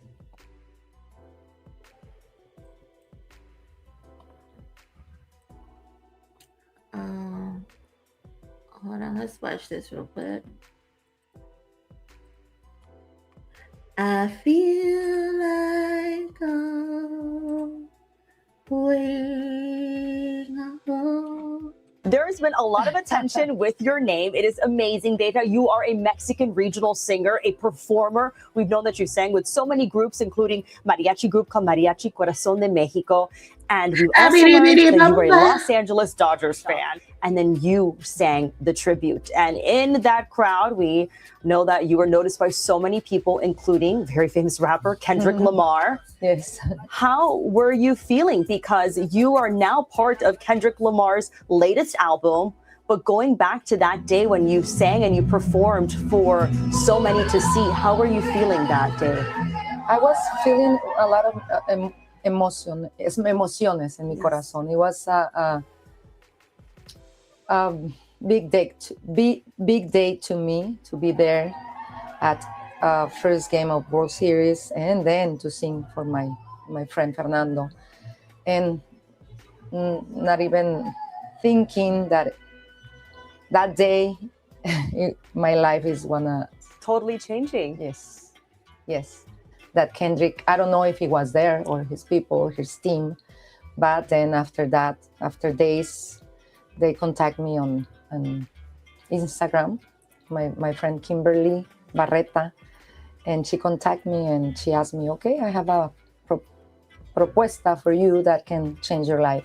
They want you to work with Kendrick Lamar. I see the message again because I was like, this is a joke. And it was for real. Yes. And I said, of course, yes, when? I'm ready. It's really encouraging to see. My good sis said, I'm ready right now. I can leave right now. Because what Kendrick is doing, and with so many of these collaborations that we're seeing, a fusion of everyone's culture, right? I mean, what we're doing too, you know, you also live in a bilingual world, speaking English and Spanish, you know, singing in Spanish. And it's something that you've been doing since you were a little girl, right? Yeah, since I was a little girl, I was thinking always, I knew that something big is gonna happen in my life. Now that I'm big enough, that I'm living that dream. Incredible to see that mariachi music is now on full display in Kendrick Lamar's latest album, that is G and X. And in one of the first basically sounds and vocals of that album, we hear your voice. Siento aquí tu presencia, la noche de anoche. La noche. Y nos ponemos a llorar. It's beautiful. When I listen. Set the tone for real. And myself in the new album of Kendrick Lamar, I was like, oh my God, this is for real. Sentado, Anita y tú. Set the album off right. Shout out to her. She seems like such a lovely lady. And she appreciates her opportunity. And she should be very proud of herself because she really set the tone throughout the entire album. You know what I mean? Opening up the album, ending off the album with Gloria. Her voice is beautiful. And yeah, shout out to her. Phenomenal.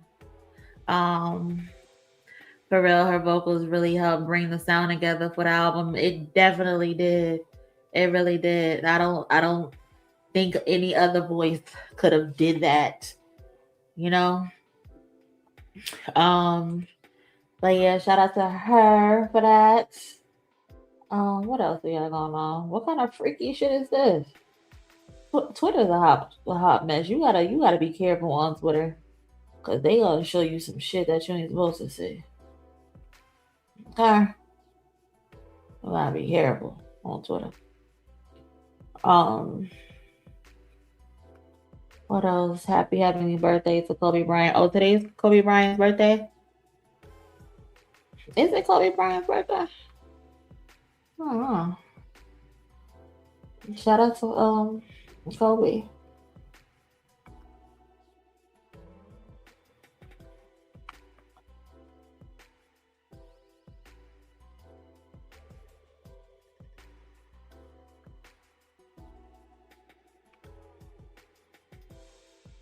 Oh, this is Challz live stream that he did. I guess this is when he realized the niggas lined him up. But anyway, and let's we hit our goal. Shout out to everybody who helped us hit our goal. Thank you so much. Shout out to my girl for the goal, $2 holla. Thank you so much for that. Cousin! What's up, cousin? What's up? I ain't seen you and I don't know. Shout out to my girl Lexicon with the 2 jewels and the 30 jewels. The flowers and a silver star. Thank you. Shout out to the cousin with the 10 jewels for hiding. Thank you so much for that. My girl Sweet Gemini with the 2 jewels as well. Shout out to Butterfly Edge coming through, helping us hit our goal for the night. Thank you. Cousin! What's up, cousin? What's up? I ain't seen you and I don't know. Appreciate that so much. Also, shout out to Jeremy Cole. That hit him with the new phone hooters. I don't know about y'all, but do y'all answer y'all phones? Unless it's like emergency, I don't be answering my phone. All jokes aside, like you gonna have to text me. Cousin! What's up, cousin? What's up? You really gonna have to text me. I don't know. Seriously. I do not want to talk. Shout out to the cousin, Divinely, with the 5 jewels for the treat. She also hit me with the 67 jewels for the 6-7. Thank you so much for that. Lexicon again, showing some love. The gold coin. Olika. I'm not sure what you mean about the gold coin. Could you clarify what you'd like me to do? Who said you? Alexa? Was that meant for... Stop it. I didn't say nothing to you, girl. Did you? Alexa done started talking like somebody said something to her. You think this is crazy? We living in the Twilight Zone. We really living in the Twilight Zone, bro. The fans is watching, bro. The fans is watching. Can't you? You should have seen the way I whipped my head around. I thought I was gonna have to squabble. This is crazy. This is crazy. You know what? I need to get the fuck off of here. Hold on. Let me run through these. I need to get the fuck off of here and get out this room. Because shout out to Sweet Gemini with the floating heart. Shout out to One Proud Glamour with the 10 jewels and the W. Doubling back with the gold coin. Thank you so much. Also hit me with a flower. Thank you, girly. And another floating heart. The 2 jewels for the 100. Thank you so much for that. You just hit me off nice. Thank you. Shout out to TT with the 100 jewels for the Sunday. Thank you so much for that. But that was crazy. I don't know what that was about. That just ruined my night. Because Alexa's tripping.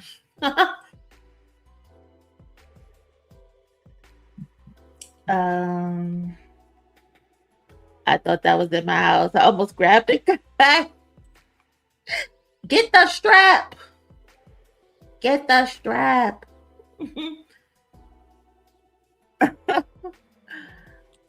See that? The AI listened to our conversation. Yeah, man.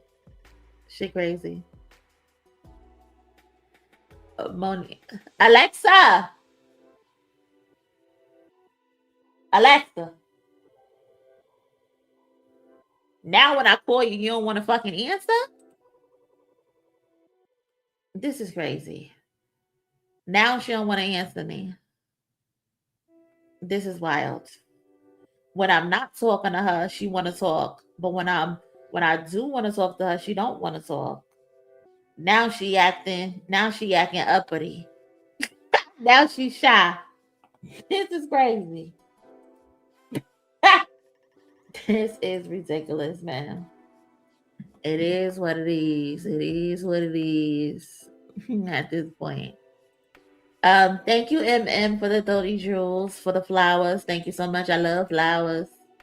Thank you so much. Yeah, I'm gonna call it a night, man. I'm gonna call it a night. I hope everybody enjoyed themselves tonight. I hope I made you laugh at some point. I hope you didn't judge me at some point during the stream, because I know I done said some crazy shit during the stream. But I hope y'all have a great start to the week. Monday is here. Boo. But it is what it is. Enjoy the rest of y'all night, man. Shout out to everybody who liked the video. Shout out to everybody on YouTube. Shout out to everybody on Twitter. Shout out to the folks on Twitch. I appreciate y'all as well. Enjoy the rest of y'all night, and y'all be safe. For real, be safe.